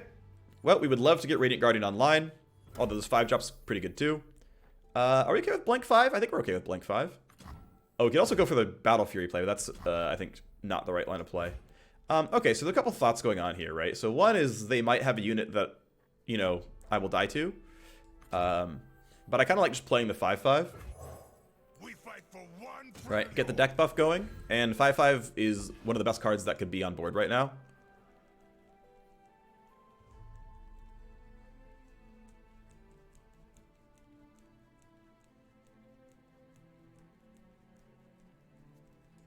We don't have to worry about an Evi for 2 more rounds at least.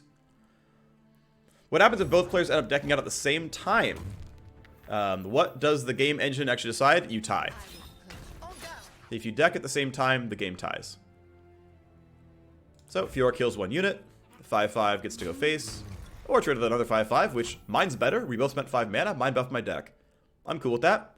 Other question is, do I want to spend 2 mana to single combat and get rid of this Hawk? I really kind of do, right? For 2 mana, I kill a 4-3. That sounds really beneficial.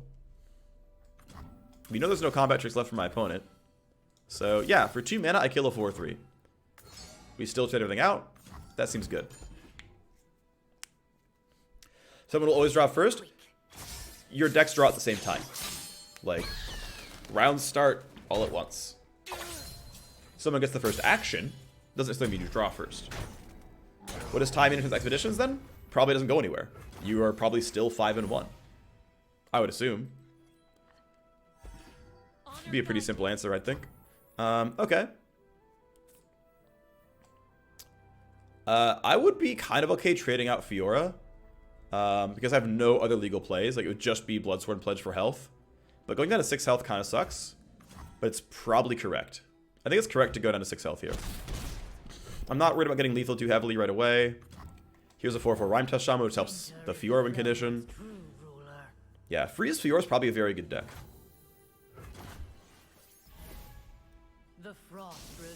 Cool. So I'm going to move that.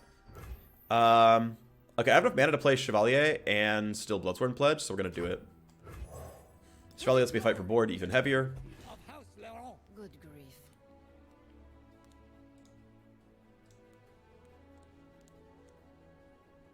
They haven't found any deck buffs yet. I'm like very curious, like what's coming through from this, you know? So that happens. This comes down. We hit the face for 4. We go up in card value. We go up in Fiora being a +1/+1. We're in a really good spot here. Let's see if they have any spells, any fast effects. If they have, you know, riposte or something, or back to back, or you know, who knows what. But +1 pledge at least keeps me alive. All right, there's the riposte. This going up to 5 life doesn't do anything. It still strikes at least, so we get to we still get the removal. We still get to have this draw a card. In general, that's fine. I'm sadly a bit mana shy of using Radiant Guardian. I'm glad, Superfly Frog. I'm glad that's helpful.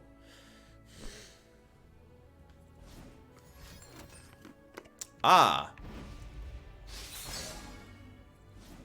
They should have done that instead of the riposte, by the way.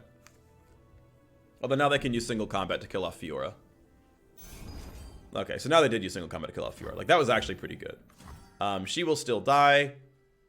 Right? Like, there's no way around this. I don't have my own single combat. I don't have mana for Battle Fury. I don't have mana for almost anything. Okay, this time they actually did manage to use freeze, riposte, and single combat. 3 cards to kill 2. That also denied a draw, so it's not really even that bad. So, okay. They didn't even have to really... Well, no, it's fine. They played it fine. Okay, so we end the round. This is going to get frozen again. Actually, sorry, yeah, that one. Cool. We're getting some cards with buffs on them. I don't mind this dying because I can play my Radiant Guardians. We're not going to play Silvering Scout. We're going to play War Chefs because that means we have mana for Radiant Guardian. Also mana for Battle Fury in case shenanigans happen. Man, Radiant Guardian with Battle Fury is going to be 13 health, which is great.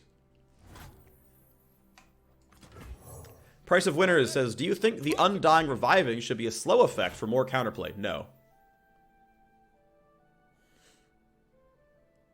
I think the general guiding principle, which I think makes total sense and works really well, is we're not really worried about something for 9 mana, right? Like there's no big removal spell that I care about, so let's just play Silvering Scout and develop more on the board. No, the big thing that matters is things should be burst when they can be, right? I think it's very important this game actually flows quickly. When you play a minion, it auto passes. There's no stack at all. I think all that stuff is really positive.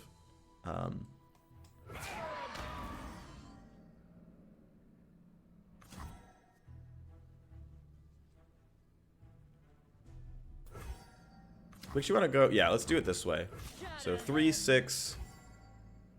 Sadly, this means Battle Fury will not be lethal by itself, but we get really close. Eat up, friend. If they have some kind of plus attack judgment play, I'm sad, but there's ways around it with Bloodsworn Pledge, and I have enough mana for Bloodsworn and Battle Fury, so we're probably okay. Alright, that's going to die every time. Battle Fury elusive is not lethal. It's 11 damage, I don't care. There's no reason to Battle Fury it now, I don't think. Like, I put them down to 1 life, but that doesn't change anything. They're still just at 1 life and nothing changes. That's a decent play. I mean, what's in their hand? It's not a lot, right? They can't have that much. Ah, there's your Radiant Guardian. Well played. Touché. I can use Battle Fury and even, like, Barrier to keep my own stuff alive. I could play my own 5/5, but I don't really need to. Also, their lifesteal is frozen, so that's pretty good. Troop of Elnuks is probably going to get played. That's a great play. Okay, so let me think about how much mana I have. Right, I have 13, so I have 8 after this.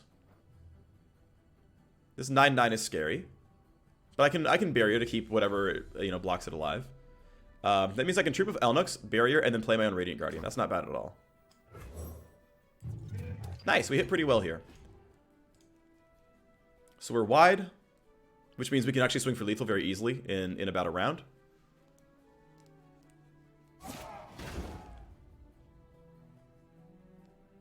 Fiora doesn't have fast 1 damage pings, nor does Demacia, outside of using single combat.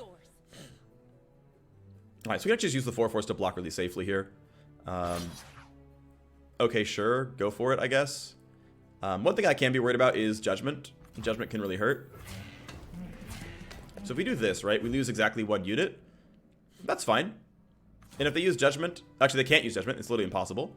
Yeah, I mean, nothing else to do here. I don't care about this 4/4 dying, right? In fact, it dying is good because I can play Radiant Guardian. So, yeah, let's take this. And we have Prismatic Barrier in case of shenanigans.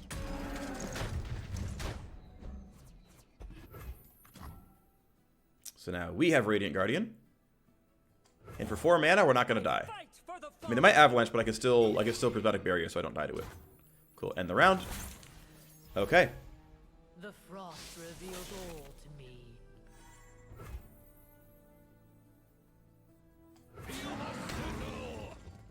So, Battle Fury would find me lethal there. This is going to be a 6/6, so it fights everything well on the board. These things are small, but I don't care. If they go here for lifesteal, this still gets lethal. The 4/2 I'll keep back just in case there's kind of some reason for it. So this should put me in a pretty good spot. The 9/9 can't kill anything. The 5/5 could. But I can give this health or barrier to keep it alive. So this is very likely to win me the game. I say minor CPU as you, nice. This could Judgment, and that would hurt. This Judgmenting would heal them to basically full, and then I'd be very sad.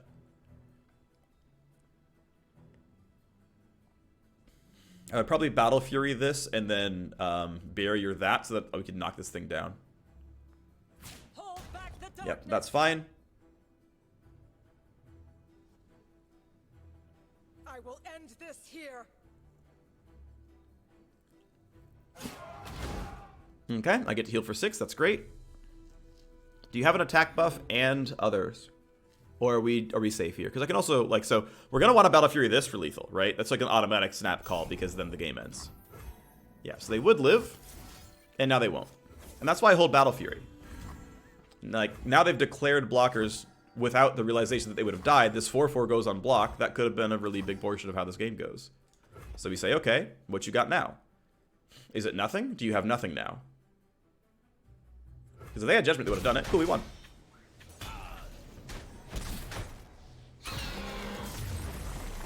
Big pog. We did it big. We did a great job today, friends. Okay. Well, it looks like final boss is next. Be right back, bathroom.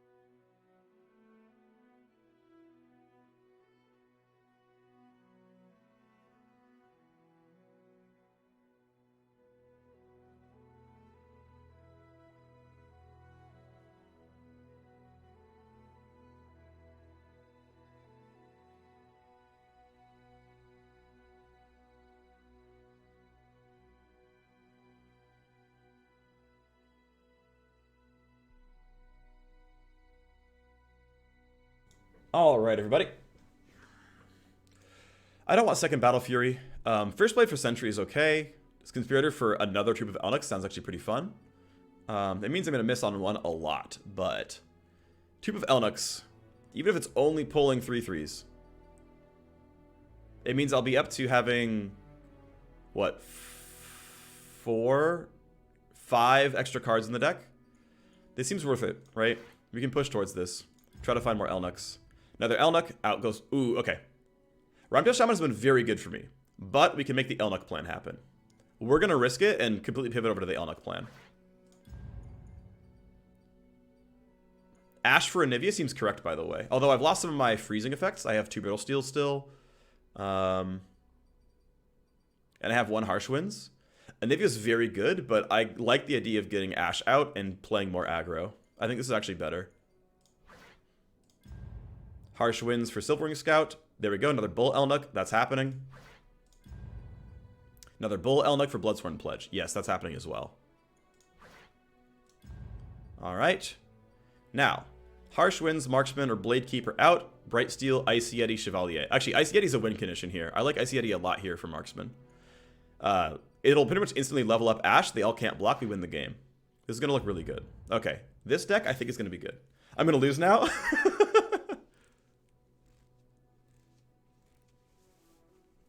Okay. Final boss. Let's go. And we have the Elnuks plan, right? We have, like... I mean, we'll look at it. But in my deck list, I have, what, like 5 of the 5-drop and 4 of the 4-drop? Yeah, I have 4 Bull Elnuks and 5 Troop of Elnuks, right? The plan is now online. So we always keep Troop of Elnuks, and I think we keep 2-3, right? So we keep 2, 3, something on 4, this on 5. This is quite good. That's not bad, actually. Okay. So I have 8 Elnuks in my deck. 1/4 of my cards are Elnuks. That means I should, on average, draw 1. Only 1 Elnuk before I play this. I should only be drawing 1 Elnuk. If I draw more than 1 Elnuk, I am unlucky. As I say that, I'm going to draw like 7 of them. Cool. I can challenge this on the board with my... So my opponent should have swung for 1 here, because odds are I have a 2-drop that beats these birds. Anivia, Vladimir, Draven. Wow. That is going to be so hard to deal with. This is the best possible opening hand you could have in this game.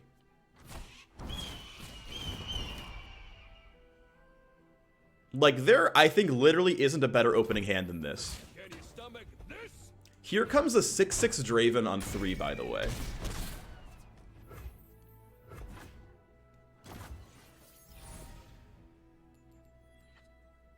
Well, I drew all my Fioras. Okay. The one saving grace is that they have... Well, that's unlucky. We take this. I think we just take the stun. We say, okay, we try again next round. Because we can just use Riposte to stay alive. Right? We can Riposte to block this Arachnoid Sentry. In fact, we can use Riposte to beat Draven or whatever comes out, right? So, like, here comes 6/6 Babbling Bjerg. You know what? I accept. That is one of the cards that got heavily buffed. Okay, fair enough. We pass. They have 0 mana, so I for sure can block this safely. I trade a card for a card, although this drew a card, so... you know, that's still pretty positive, pretty powerful. We get the block. Okay. Now, we have a choice to make, by the way. We have a choice to make on this round. I think the choice is always Troop of Elnuks. If I draw another Elnuk, I'm so sad. Okay, cool. We have several choices. I think Troop of Elnuks is always right. Because it's so much tempo that it's just going to be awesome. But the other alternative is like using Riposte and Ashe and Brittle Steel and all kinds of stuff to play for a Fiora win condition instead. I don't think I need to do that. I think this is just truly the better play. And we hit pretty well, right? We dragged 3 cards out of the deck. We had 28 cards left. We took out 10 of them.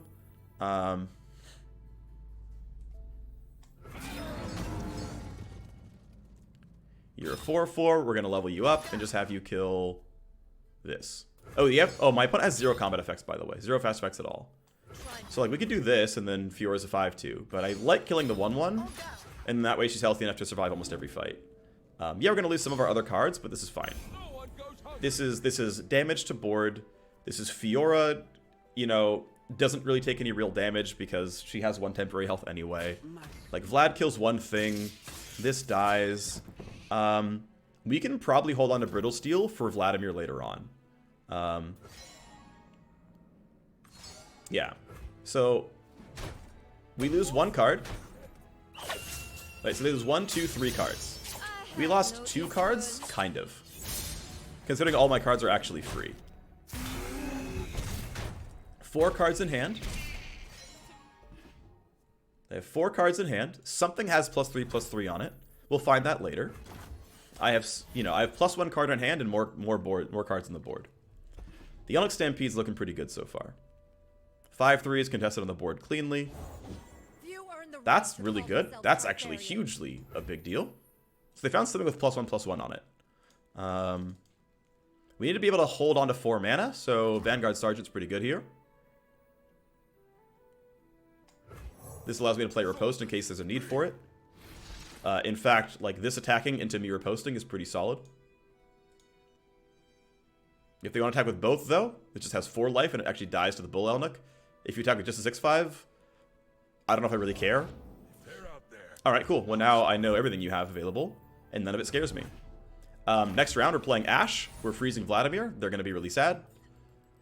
I'm not worried about a 7 mana board clear. I don't think they really exist for them. I have enough mana to play Ashe and for Demacia. It means I don't have any freeze effects, but my board will be gigantic. Oh yeah, it actually will freeze the Assessor so that she actually won't kill this. That's too bad.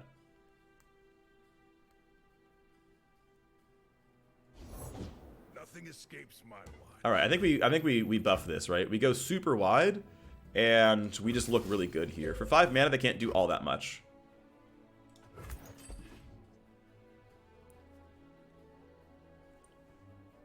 Stand strong. Basically, this means they have to block every single unit that I have, because like pretty much any 2 units will lethal them. Right, so that gets frozen, so it does 0 damage back to Fiora.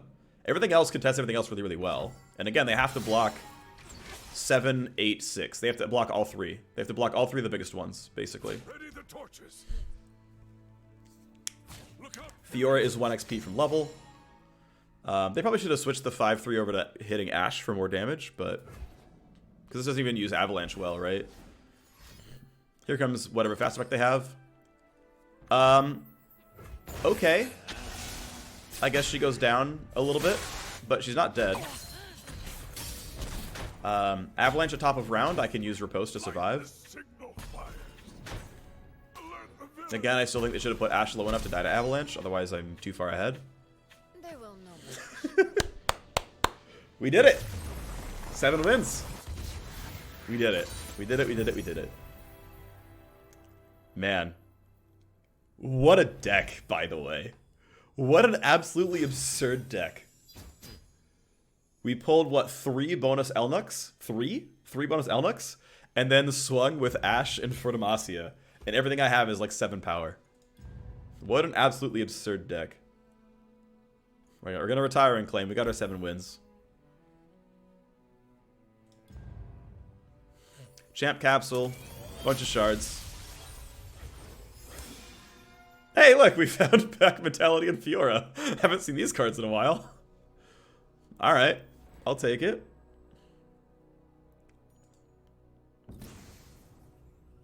Golden chest from Piltover and Zon. Okay. And some extra shards. And a champ capsule. What champ did we get? A Teemo, okay. Fair enough.